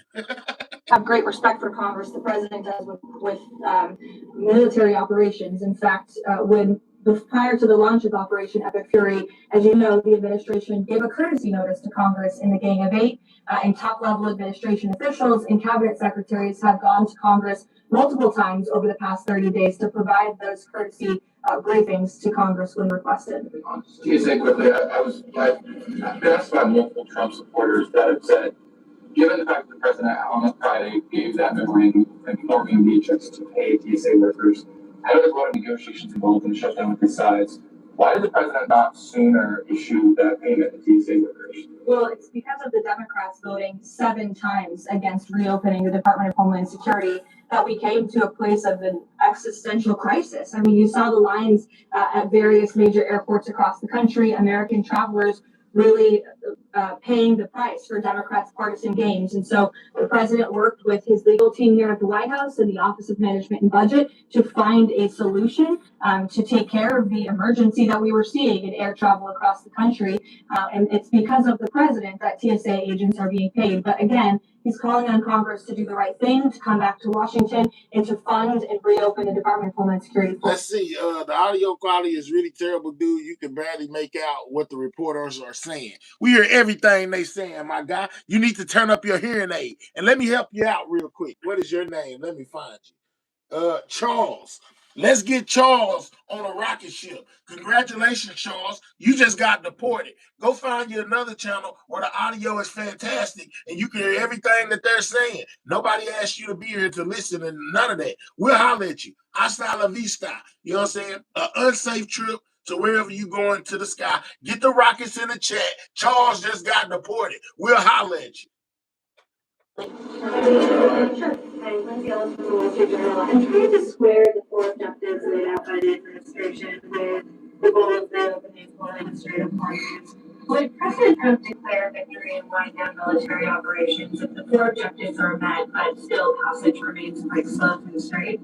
Look, as I've said repeatedly and as the president has laid out, the objectives of Operation Epic Fury are as follows: destroying the Iranian Navy, destroying their ballistic missiles, dismantling their defense industrial infrastructure that produces those weapons that have long threatened the United States and our allies, and then, of course, preventing Iran from... Charles, I bet your face is horrible. You know what I'm saying? We can barely make out what you look like. We really don't want to look at you because you're ugly. We'll holler at you, Charles. See you later. Hasta la vista, man. You know what I'm saying? May your rocket crash into the Pacific Ocean. Yeah, how about that? Ever obtaining a nuclear weapon. The full reopening of the strait is something the administration is working towards, but the core objectives of the operation have been clearly defined for the American people by the Commander-in-Chief. President posted this morning about, his threat to leaving. Hey, Power Ranger Slayer. Blowing up and completely obliterating all of their electric generating plants, oil wells, Park Island, and possibly all desalinization plants. Under international law, striking civilian infrastructure like that is generally prohibited. Why is the president threatening what would amount to potentially a war crime with the U.S. military? And how do you square that with the administration repeatedly saying that the U.S. does not target civilians? Look, the president has made it quite clear to the Iranian regime at this moment in time, as evidenced by the statement that you just read, that their best move is to make a deal, or else the United States Armed Forces has capabilities beyond their wildest imagination, and the president is not afraid to use them. That's not what I said, Garrett. And you're saying the word potential for a reason, because I'm sure some experts are telling you that in your ear to try to ask you that question. Of course, this administration and the United States Armed Forces will always act within the confines of the law. But with respect to achieving the full objectives of Operation Epic Fury, President Trump is going to move forward unabated, and he expects the Iranian regime to make a deal with the administration. Which of those objectives would destroying the desalinization plant most help? Haley, go ahead. Thanks, Ryan. I want to follow up on John. When you're describing that the Iranians are in contact with our reasonable this time around legislation, what specifically are the areas that is unique to that conclusion? How would you define what's reasonable versus unreasonable? I'm not going to detail the private and sensitive conversations that are taking place between the United States and Iran right now. But generally speaking, And generally speaking, the president gave me the answer. What we're hearing from them is more reasonable. They have agreed to some of the points the United States laid out, as the president said last night aboard Air Force One. But again, as for the specifics, as these negotiations are ongoing, we're not going to broadcast them to the world unless the president chooses to do so, which he has the full right to do as the leader of the free world. On Cuba, the president threatened to tear the countries that would send the oil to Cuba. But now, U.S. is letting this Russian tanker to Cuba. Is this a Somebody said she's a professional liar. Goodness gracious. policy change, or is he willing to let more tankers to Cuba come? This is not a policy change. There has not been a formal change in sanction policy. As the president said last night, we allowed this ship to reach Cuba in order to provide humanitarian needs to the Cuban people. These decisions are being made on a case-by-case basis. And as the administration has said, Cuba's non-functional economy cannot be fixed unless they undergo dramatic political and leadership change. But there has been no formal change with respect to sanction policy. So you could expect more tankers to go to Cuba. Again, these decisions are being made on a case-by-case basis right now. Thanks, Caroline. You addressed this a little bit in the opening, but just to follow, because Americans are sort of seeing these conflicting messages between the United States and Iran. I know the president insists that negotiations are underway, as you just mentioned. He's also said that Iran has agreed to most of the 15 points. We just heard from Iran again. They're saying no negotiations are taking place. They're calling the proposal excessive, unrealistic. So how do you explain that? How do you explain that discrepancy between the two? I think the American people are smart enough not to take the word of a terrorist regime that has chanted death to America for 47 years at their word. And I hope the journalists in this room are wise enough not to take an Iranian regime that has repeatedly lied about our country, about our values, about everyone in this room, frankly, for nearly 5 decades. So I think the American public are smart enough to understand that. Just to follow up on the objectives, you've laid them out, but I know the president has set a deadline for April 6th in just 1 week. What does the president need to see to not move forward with those strikes by April 6th? I think he said it in his Truth Social post this morning. He wants to see a deal over the next 10 days. But that timeline is waning, several days left, and we'll see. I won't get ahead of it. We'll see what happens at the end of the 10-day period. Caroline, thank you. One on Iran, one on the shutdown. The president continues to say the U.S. is in conversations with a more reasonable regime, but there are now hundreds of U.S. Special Operations Forces, including Navy SEALs and Army Rangers in the Middle East, as well as thousands of other troops already deployed. So is he trying to end or intensify the conflict? The president is focused on achieving the objectives of Operation Epic Fury. With respect to forces that are on the ground in the Middle East, it's the job of the Pentagon to create maximum optionality for the commander-in-chief. It does not mean the president has made any additional decisions. Again, he remains focused on ensuring that the Pentagon continues to achieve the objectives of the operation that was launched 30 days ago, and we're well on our way to doing that. The Americans sitting at home hearing him saying, I want to talk, but I keep seeing that send troops to that region. What are they to make of what's going on? There's two tracks here. The president has always said that diplomacy is his number one option and priority. Again, he tried earnestly, in good faith, to engage in diplomacy with the Iranian regime prior to this operation being launched in the first place. He wanted to strike a deal, and he sent his top negotiators to do so. They spent extensive amount of time and effort trying to strike a deal, and unfortunately, the previous regime, again, many of those leaders no longer with us here on Earth because they faced the consequences of the United States military. So if there's ever a chance for a deal, again, the president is open to listening, but it does not deter him from focusing on the military objectives that he set out 30 days ago and that our military is continuing to achieve day by day. On the shutdown, he signed the national emergency order last Thursday, making sure TSA officers will be paid. There's still other civilian DHS employees, however, who are not being paid. Yes. He signed something similar. Should they also get paid? The president will always look into ways that we can make sure that the American people are being taken care of and doing what's right by the American people. But again, it's ridiculous that the president even has to go to the length of working with the legal team and the Office of Management and Budget to identify these funds. It is the job of Congress to fund these agencies. And Democrats in Congress have voted 7 times against funding the Department of Homeland Security. Congress should come back and they should get it done. The president, again, made the decision to prevent this existential crisis we were seeing in our nation's airports across the country that was only going to get worse. And that's why he wants Congress to do his job. Yeah, I think that one, since you mentioned, I'll go to you as well. Since you mentioned Easter and praise, I'd like to ask you about something the Pope said yesterday. So Pope you said yesterday, and I quote him, God does not listen to the prayer of those who wage war. Can you comment on that? I think our nation was a nation founded 250 years ago almost on Judeo-Christian values. And we've seen presidents, we've seen the leaders of the Department of War, and we've seen our troops go to prayer during the most turbulent times in our nation's history. And I don't think there's anything wrong with our military leaders or with the president calling on the American people to pray for our service members and those who are serving our country overseas. In fact, I think it's a very noble thing to do. And if you talk to many service members, they will tell you they appreciate the prayers and support from the commander-in-chief and from his cabinet. Thank you. President told the New York Post that a response is coming shortly to Tehran attacking Israel's largest oil refinery.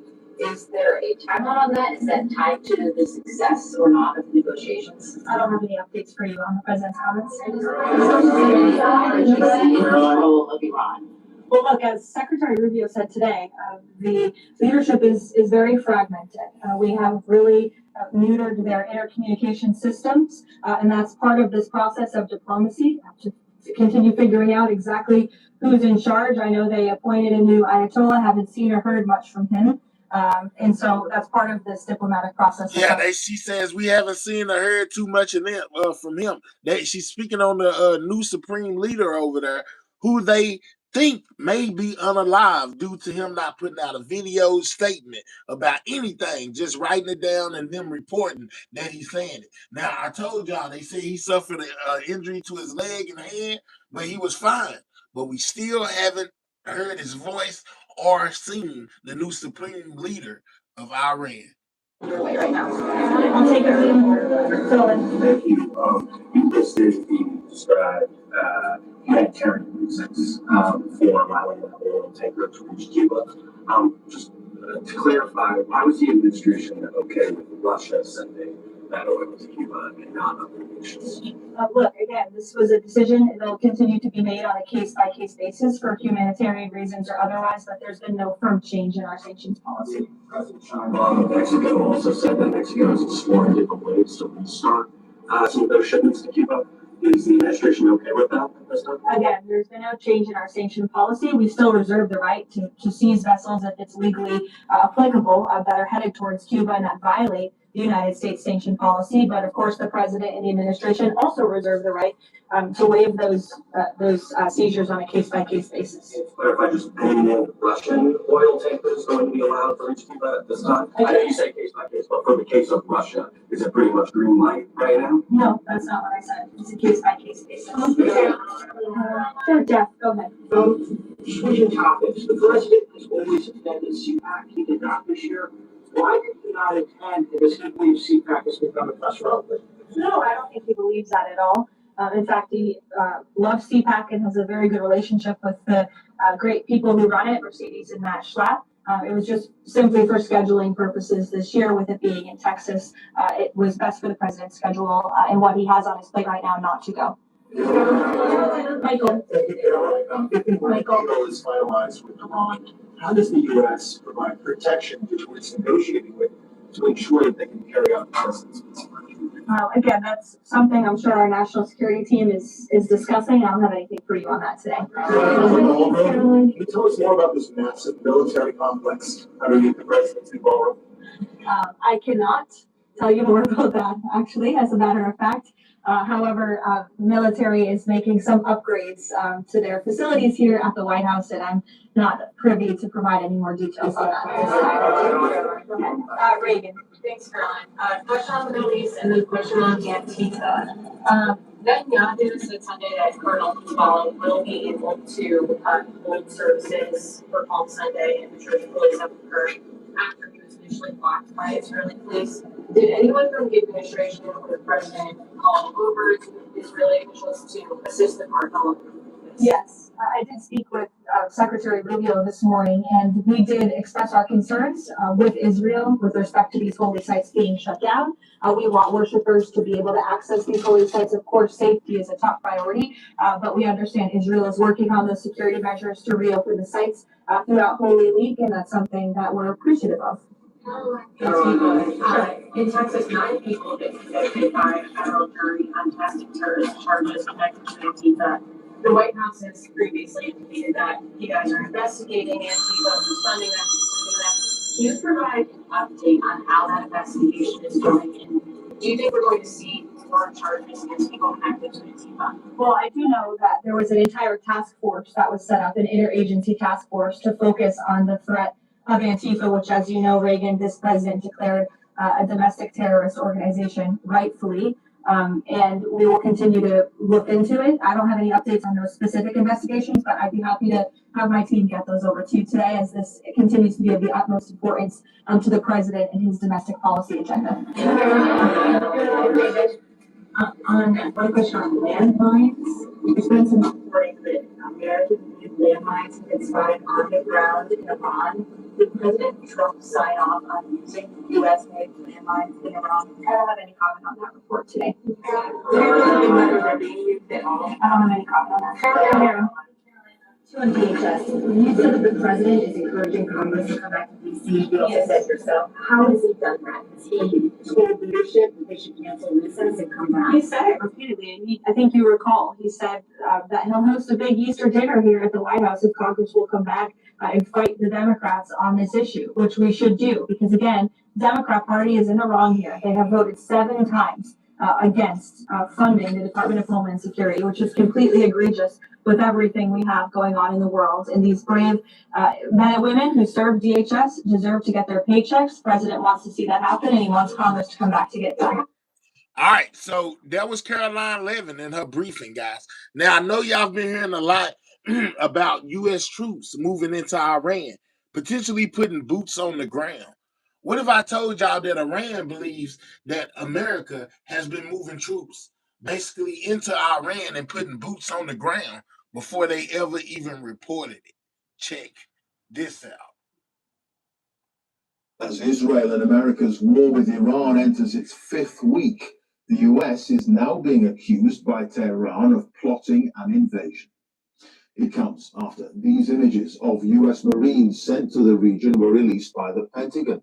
Iran is warning the regime will rain fire on American troops if they attack. Around 3,500 US Marines and soldiers have now arrived in the Persian Gulf, awaiting final orders. Meanwhile, the US and Israel have continued airstrikes on Iran, including in Tehran, where the offices of a Qatari news channel were hit. But Iran has again hit back, targeting Bahrain, Kuwait, and the United Arab Emirates. And in Israel, a fire broke out at an industrial site to the south of Beersheba after an Iranian missile strike. With the very latest is our world news correspondent, Joe Inwood. For a military that the US claims to This is what it's looking like there, Iran guys. still seems capable of inflicting damage. In the Negev desert, an industrial park burns, the result of Iranian missile strikes on Israel. Today has also seen reports of dozens of drones and missiles fired across the Gulf. It has also emerged that a valuable US spy plane called an AWAC was destroyed in a strike on an airbase in Saudi Arabia. This war does not feel like it's de-escalating. There are reports in the US that the use of ground troops is being considered. Thousands of Marines are in the region. The Washington Post claims they may make an attempt to take either Kharg Island or launch coastal raids. Responding on social media, the president simply said, no, Trump is not losing his nerve on Iran, without expanding further. It's not known if a decision has been made, but any operation that put US boots on the ground would come with incredible risks, both for the personnel involved and for the escalation of this war. Now, notice they said any kind of American boots on the ground would be a huge risk. And Iran said that they will rain fire on American troops if they touch Iranian soil. Aggression and occupation will yield no result other than a humiliating capture, dismemberment, and disappearance of the aggressors. American commanders and soldiers will become food for the sharks of the Persian Gulf. This is now a multi-front American troops will become food for sharks. offensive. Wow. The IDF released this footage. Their target is the armed group Hezbollah, allies of Iran. But that seems to include some journalists. Today, the funerals of Ali Shwaib, Fatima Fatuli, and her brother Mohammed took place. Israel accused Shwaib, who worked for a channel aligned with Hezbollah, of being an intelligence operative without providing evidence. The Lebanese authorities say more than 1,000 civilians have now been killed, with more than 1 million forced from their homes. Tonight, there are fears that some may not be able to return, after Israel's Prime Minister expanded what he calls a security zone, that others will call occupation. I said we would change the face. Netanyahu, you know what I'm saying? A lot of people believe he is responsible for all of this that is going on, guys. You know, basically, Trump is trying to appease him by doing what he's doing in Iran, guys. How many of y'all believe that that is true? Netanyahu could potentially be the villain behind all this. To the Middle East, and we did it. In Lebanon, I've instructed the military to expand the existing security strip in order to finally thwart the threat of invasion and keep missile fire away from our borders. These are the skies over Tehran tonight. Iranian air defense is still apparently in action. Iran will know it cannot defeat the US and Israel militarily, but may not need to if it can outlast them. Joe Inwood, BBC News. Over the past month, several countries have been dragged into the conflict, and now the launch of missiles targeting Israel from Yemen's Iranian-backed Houthi rebels this weekend marks yet another escalation, potentially costing more lives and further disrupting the global economy. Here's Mark Ashdown. December 2023, Houthi rebels board a tanker in the Red Sea. These attacks resulted in years of disruption to global trade. Look like a video game. Deliver a fresh blow to economies around It the look world. like a video game. The focus so far has been on solving Iran's effective closure of the Strait of Hormuz, the key shipping pinch point. Saudi Arabia is currently diverting 4 million barrels a day through a pipeline to Yanbu on the Red Sea coast. That means it can maintain the flow of oil to the Asian market by safely sailing it past Yemen. But that route too could now be under threat. From 2023, almost 2 years of Houthi attacks saw around 30 vessels damaged. Any repeat, as threatened, could see the narrow Bab al-Mandab Strait become another flashpoint, affecting routes for Saudi oil. And some regions are very dependent on this supply, with shortages already emerging. In Ethiopia, keyword, all, guys. A lot of people believe that this whole thing is going on behind all. But let's get back to them basically saying that they will rain fire, guys. Rain fire on American troops. Hold on. Right here. Let's go. Hello, I'm Kika Gurabuthi. It is day 30 of the US-Israel war with Iran, and over the next 10 or so minutes, we'll bring you our daily briefing with the key updates on the conflict. Let's start with some of today's main developments. Iran's parliament speaker accuses the United States of secretly plotting an invasion after reports the US may put troops on the ground. US Central Command has confirmed the warship USS Tripoli has arrived in the region with around 3,500 military personnel. An industrial site in southern Israel is on fire after an Iranian missile attack. The military says that was caused by missile shrapnel. Tehran threatens to strike American and Israeli universities in the region after 2 Iranian universities were hit in the past 24 hours. The funeral for 3 Lebanese journalists killed in an Israeli strike is held in Beirut. Well, as the war enters its 5th week, there is growing speculation that US ground troops may be deployed in Iran, a move that would significantly raise the stakes. A report from the Washington Post says the Pentagon is preparing for weeks of ground operations On that, Tehran has responded, accusing Washington of secretly plotting a ground invasion and threatening to, quote, rain fire on U.S. soldiers. Goodness gracious, guys, they say they're going to rain fire on U.S. troops that touch Iranian soil. Says that America planned a secret ground invasion, guys. That don't sound good. Well, with me is BT Persian's Paham Gabori. Tell us more about the regime's response so far to the current reports. Iranian Parliament Speaker Ghalibaf has said that his message was a message of defiance. He has said that, as you said, there's going to be fire raining on American soldiers. We're waiting for them, actually, in Iran, if there is a ground invasion.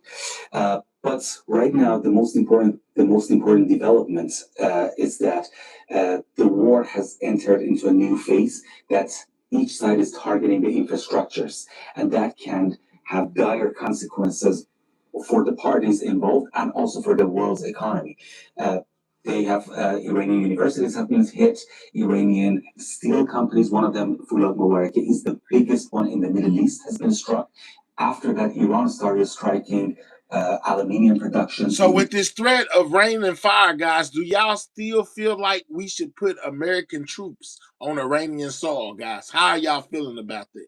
UAE and in Bahrain, and then now we are hearing that universities are being struck. Iran is threatening to strike universities. So this is one thing that is extremely dangerous, and we are entering uncharted territories. The other thing is the Strait of Hormuz and those waterways. Not only the Strait of Hormuz is now blocked, but Houthis also joined the war, and they are threatening to block Strait of Bab el-Mandeb, which is another important waterway. And if they do that, that can add to the pressure on Donald Trump and the American Thank you, Power Ranger Slayer. administration. However, this strategy has worked for Iran so far, but it may backfire because Iranians are dealing with a president who is known for being unpredictable. So we do not know what he's going to do afterwards. Well, good buddy. Thank you very much indeed for being with us. Speculation about US soldiers on Iranian soil has been fueled by the arrival of an American warship in the region carrying about 3,500 sailors and Marines. So a warship has arrived in Iran, guys, with 3,500 American troops on it, guys. Yeah, 3,500 of our troops are now currently in Iran. Whether they will get off of the boats and hit land is still up for debate, but they are most definitely there, guys. Tripoli and amphibian assault ship arrived on Saturday, adding to the growing US military presence in the Gulf. The BBC's contacted the White House and the Pentagon for comment. The Trump administration's messaging has been mixed and often at odds with US actions in the region. Well, our correspondent Simi Joloso is in Washington. Simi, just tell us more about what the US administration is saying about the possibility of troops being used on the ground. Well, as you've mentioned, Geeta, the USS Tripoli, which is an amphibious assault ship that carries a unit of 3,500 Marines and sailors, arrived in the Middle East on Friday. We also know paratroopers from the 82nd Airborne Division have been deployed to the Middle East. So it's clear that the US is ramping up its military presence. Hello, Keys. When asked about this, the Secretary of State, Marco Rubio, said that this is all about giving President Trump as many military options as possible, and has said that the U.S. can achieve its objectives in the Middle East and in its war against Iran without the use of ground troops. Last week, President Trump said he wouldn't deploy ground troops, but he also said even if he were, he wouldn't say. Now, it isn't clear whether this is a sort of tactic being used by the US to put pressure on Iran amidst talks, whether this is a sign of a possible escalation, potential raids along Iran's shoreline near the Strait of Hormuz, or potential seizure of Hog Island. This is an administration that has differed between saying that the war could wind down and then saying or threatening to amplify it. But what is clear is that here in the US, talks of ground troops being introduced to this war is so divided amongst Republicans who have largely supported President Trump since the start of the war. But they say one thing that they will not support is having boots on the ground. And they also feel that there isn't a clear strategy on how the US will exit this war. Simi Joloso, Washington, thank you. Let's focus on the impact the war is having across the Middle They said boots on the ground, they're going to rain fire on American troops if they touch Iranian soil. That most definitely doesn't sound good, guys. East region. Universities are among the latest targets in this conflict, as 2 Iranian universities have been struck by US-Israeli airstrikes in the past 24 hours, including Tehran's University of Science and Technology. Iran's Revolutionary Guards have threatened to retaliate by striking regional universities unless the US condemns the bombings by Tuesday. Meanwhile, the Gulf region has seen repeated attacks, including a major infrastructure. Here's our correspondent Katie Watson in Doha. It's the beginning of a new working week here in Qatar, as well as the wider Gulf. Thank you, Lovey. Already it started with the region coming under quite a few attacks. So in Saudi, they've intercepted 10 drones. The UAE says that their air defense systems have been actively engaging with missiles and with drones.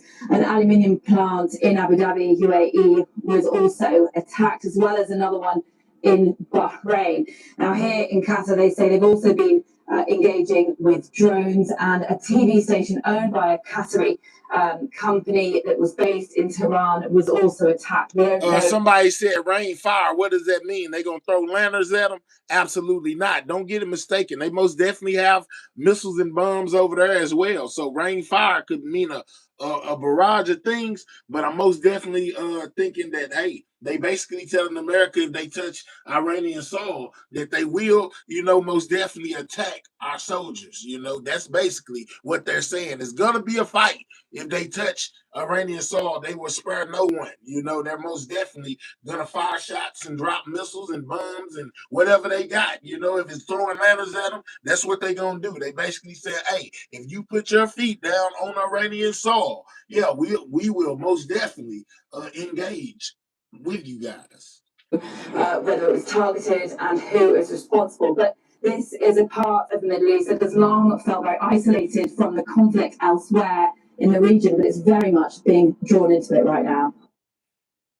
On the diplomatic front, foreign ministers from Turkey, Egypt, Saudi Arabia and Pakistan are meeting in Islamabad to discuss a potential de-escalation in the Middle East. It comes as Iran has agreed to allow 20 more ships to pass through the Strait of Hormuz. Our Pakistan correspondent Caroline Davis has more from Islamabad. The foreign ministers will meet here to discuss de-escalation in the Middle East. Overnight, we heard from Pakistan's foreign minister, who said that Pakistan had agreed with Iran to allow the safe transit of 20 ships flagged under Pakistan through the Strait of Hormuz. Now, he referred to this as a harbinger of peace, something to try to build on in the course of this process. And we know that Pakistan has played an intermediary role between the US and Iran, passing messages back and forth between the two. We know that Pakistan has also offered to host talks between the US and Iran, where both sides to want to be involved. However, at the moment, we've not heard anything from Iran about whether they view this in the same terms, and there is no indication at the moment that the US and Iran are going to be involved in any talks, whether here or elsewhere.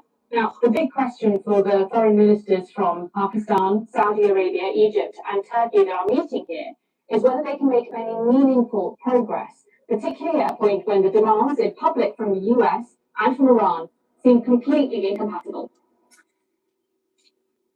Now, Israel's Prime Minister Benjamin Netanyahu says that he's ordered the Israeli army to expand a buffer zone it's created inside. More on Benjamin Netanyahu. Hundreds of people gathered for the funeral of 3 Lebanese journalists killed in a targeted Israeli airstrike on Saturday. Our Middle East correspondent Hugo Bachega has more. A lot of people have come here, despite the heavy rain, to pay their final respects. There's been a lot of commotion, a lot of anger in this country, criticism and condemnation of Israel over this attack. The Lebanese president, Joseph Aoun, has condemned this attack as a blatant crime, saying that it was in breach of international law by targeting reporters.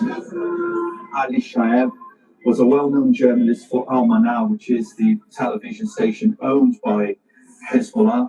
And the Israeli military said he was an intelligence operative for Hezbollah, even though he hasn't provided any evidence to support the claim that he had a military role within the organization. Fatima Fatuni and her brother, cameraman Mohammed Fatuni, both worked for the on Mayadeen television channel. Wow, that's crazy, guys. They don't know who to trust. They taking out their own people because they don't know who to trust. As they report on these 3 journalists that was unalive in Iran, basically because the government or the people in charge felt like they were working for the other side. That's crazy, guys. Prayers for them people and their families, guys, as they have most definitely lost their lives. Sad. Protect journalists has issued What's up, a honey strong pot? statement saying that this fits a decades-old pattern by the Israeli military of accusing journalists of being militarily involved in these organizations, in these armed groups. Hugo Bachega there. Well, as the war continues to push up fuel prices, governments around the world are implementing emergency measures to mitigate the impact on their economies. In Australia, 2 states are offering free public transport to incentivise people not to drive.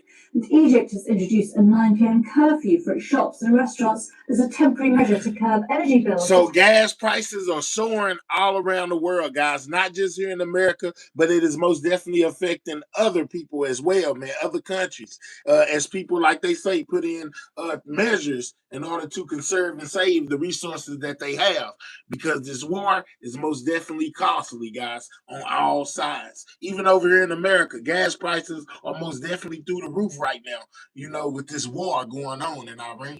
Have more than doubled.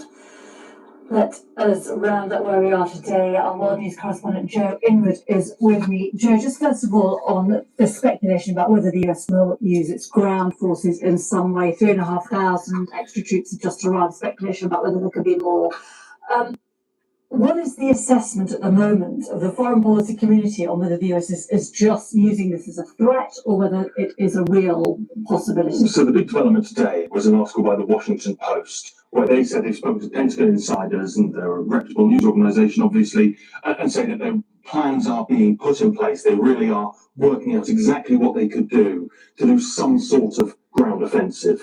The truth is, we do not know, and I think we will not know for certain until it actually happens. I mean, the White House have repeatedly said kind of slightly contradictory things, but basically lines roughly that we're not going to do it, but if we were, we wouldn't tell you. So I think we can probably say we don't know at this point. I think what there really does seem to be consensus about when you speak to analysts and you kind of, as you say, speak to experts and the foreign policy community is, it would be a very, very risky thing to do. What they're talking about is some sort of, whether it's an amphibious assault or a helicopter assault or an airborne assault, there are a net range of options, but any of those taking out some sort of either coastal positions, targeted raids, or trying to hold a small island, that kind of thing. And I think the consensus is that they would be very, very dangerous operations. And the point of them would be to what? Well, it depends. So if you were to go, for example, to Carg Island, which is this kind of strategically important, it's an oil and gas facility up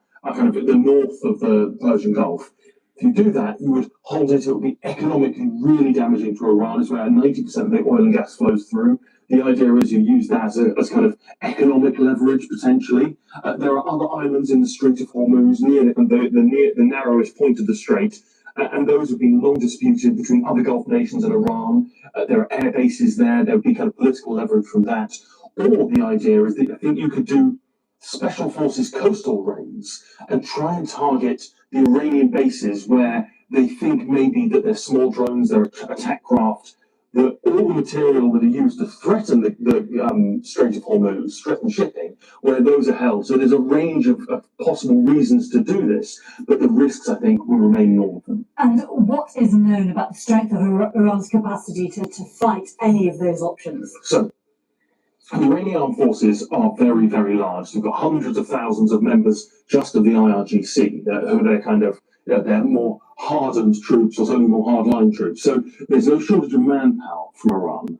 What's really significant, though, I think, and this is a point I was speaking to an analyst earlier, and he was saying that the problem is that you are going to be, if you go on those islands, whether it's Carg Island or one of the islands in the Strait of Hormuz, you're going to be within range, certainly of short-range ballistic missiles, of short-range missiles, in range of drones, and probably even in range of multi-barrel rocket launchers, of artillery systems, the sort of things that we've seen used to devastating effect in Ukraine by the Russians.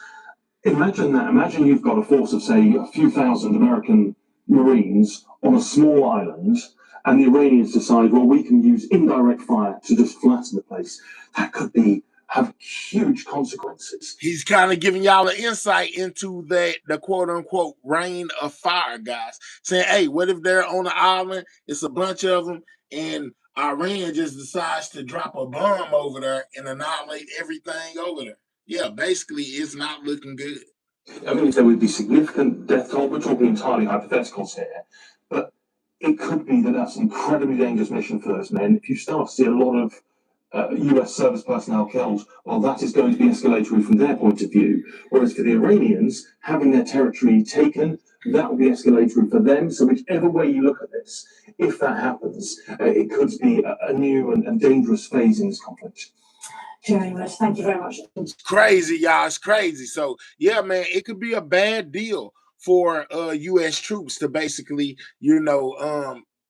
go on Iranian soil. All right, so we most definitely heard Trump say that he's been negotiating with Iran, and then we heard Iran come back and say, hey, man, we ain't even been talking. The Americans are talking to themselves. Well, Trump still persists that he's been talking with Iran and that the talks are going well. Check this out. Obliterate Iran's oil, power, and water sites if a deal to end the war is not reached by this time next week. At the same time, though, the president is saying that the U.S. is working with a new and more reasonable regime. And just a short while ago, Press Secretary Caroline Leavitt warned the U.S. could not take Iran at their word. Listen. Anything that they say to us privately will be tested, and we will ensure that they're being held accountable to their word. When the president says more reasonable, again, these folks are appearing more reasonable behind the scenes privately in these conversations than perhaps some of the previous leaders who are now no longer on planet Earth because they lied to the United States. As the president weighs his next move, the war's death toll is rising. Regional authorities say that thousands of people have been killed, including 13 U.S. service members. Most deaths have happened in Iran, where some 1,900 have died, including some 200 kids. Lebanon has seen more than 1,200 deaths, 124 were children. CNN's Jim Shudo is live for us in Tel Aviv, Israel, where I understand that sirens were just blaring. Jim.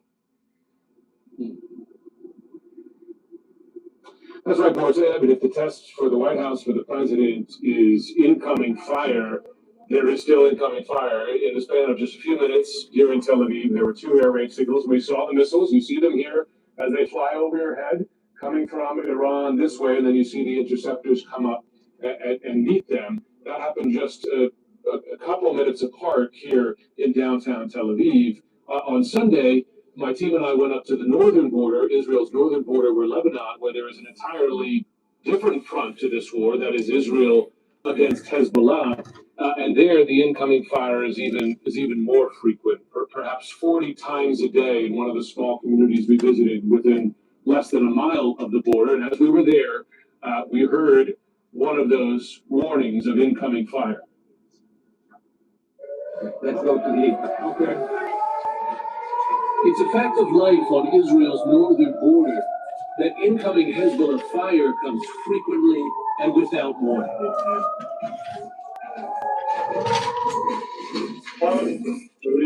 So this is life up in the north. They say about 40 warnings like that a day. We just had 2 of them in the span of 5 minutes. Combination of rockets, sometimes anti-tank missiles, but also increasingly drones. Lord have mercy. Can't be intercepted. The kibbutz Kfar Galati lies just about a mile from the border with Lebanon. After the October 7th, 2023 Hamas attacks, Israel evacuated communities like these. But during this war, they're staying. Our children in a shelter for more than 29 days, in a shelter, not allowing to go out. All the economic ecosystem collapse.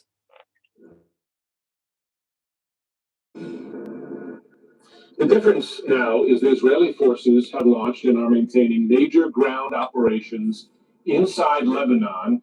Israeli leaders now speak quite openly of pushing that buffer zone, as they call it, about 20 miles into Lebanon up to the Litani River. That is 20 miles into Lebanese territory. And that has forced many thousands, hundreds of thousands of Lebanese people out of their homes. I spoke to the commander of an Israeli company on the northern border who regularly crosses into Lebanese territory for operations. What's He up, says Mr. he and his B? unit will continue to do so as long as they are ordered to do so.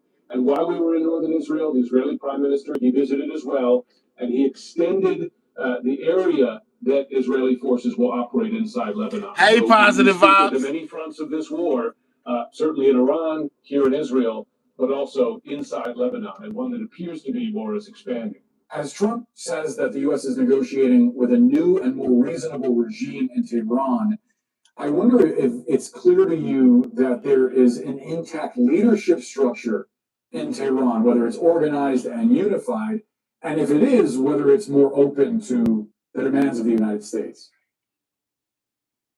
They're not talking directly to the people that run the country, which is the Islamic Revolutionary Guard Corps. They're reluctant to get on phones because they're concerned that they're going to get blown up. They have been talking to the Iranian foreign minister. What's up, Clever? And they've had at least one message that was delivered from the Speaker of the Parliament, Kalibov. Hey, Miss who, T. in some ways, is kind of in charge of the political structure, even if he's not making any military decisions. But these conversations are not direct; they're indirect. And as you've heard, the idea of what I've heard from the White House is that this is not—they're not negotiations; they're talks. And the difference here, it's a nuance, is that you're not yet talking about a substantive agreement. You're not negotiating around what an agreement would look like. You're more setting out what your positions are. It's very different. You're not there yet. Yeah, you're setting the table for what the negotiations might look like if you get there. And to that point, Iran is an Islamist theocracy, right? The regime was founded on resistance to the West being a religious obligation and martyrdom being a sacred part of that. So I wonder if that's something you think the United States can simply change with airstrikes in a matter of 4 to 6 weeks. No, of course not. And nobody believes that. And no one believes that there is regime change. I mean, Trump can say that it's more reasonable, but he's trying to frame a win. And since he said at the beginning that he refused to work with the new supreme leader, that the son of the old supreme leader was not acceptable, he's trying to say, well, I'm actually achieving what I said I wanted at the beginning. And since Marco Rubio has not included regime change in any form as part of the new war goals of the United States, then Trump is essentially saying, don't worry, it's off the table. I've already changed the regime. That's not credible, but that's what he's at least saying. Look, if you're going to get a regime change in Iran, it is likely going to come not after the war is over, but months after that, because the economy is falling apart and because they've only once since 1979 actually handled a Appreciate you, peaceful Mr. B. transfer. So I could see a situation where their industrial capacity is destroyed, their military capacity is destroyed, they don't have any water, they barely have electricity, and you start to see elite infighting, and a lot of the people that are, especially the theocracy, are incompetent because the competent leaders have been killed. In that environment, I could see Iran shifting from a fundamentalist theocracy to something that looks more like Pakistan, a military dictatorship run by the IRGC that may or may not over time be willing to create some credibility by having some civilians engaged. But that's not going to come directly because of bombing. That's going to come longer term after the war is over. That, I imagine, would be an absolute best case scenario. And as you put it, it would be months after the war ends. I wonder what can happen in the near term, specifically with the Strait of Hormuz, because Tehran's stranglehold is impacting energy prices across the world. And that obviously is an area of intense focus for the administration, as you know, the press secretary does not rule out the potential for boots on the ground.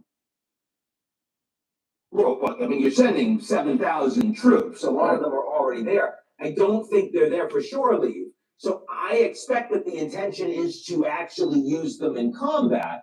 Now, look, the United States right now cannot reopen the strait with air power. They just can't.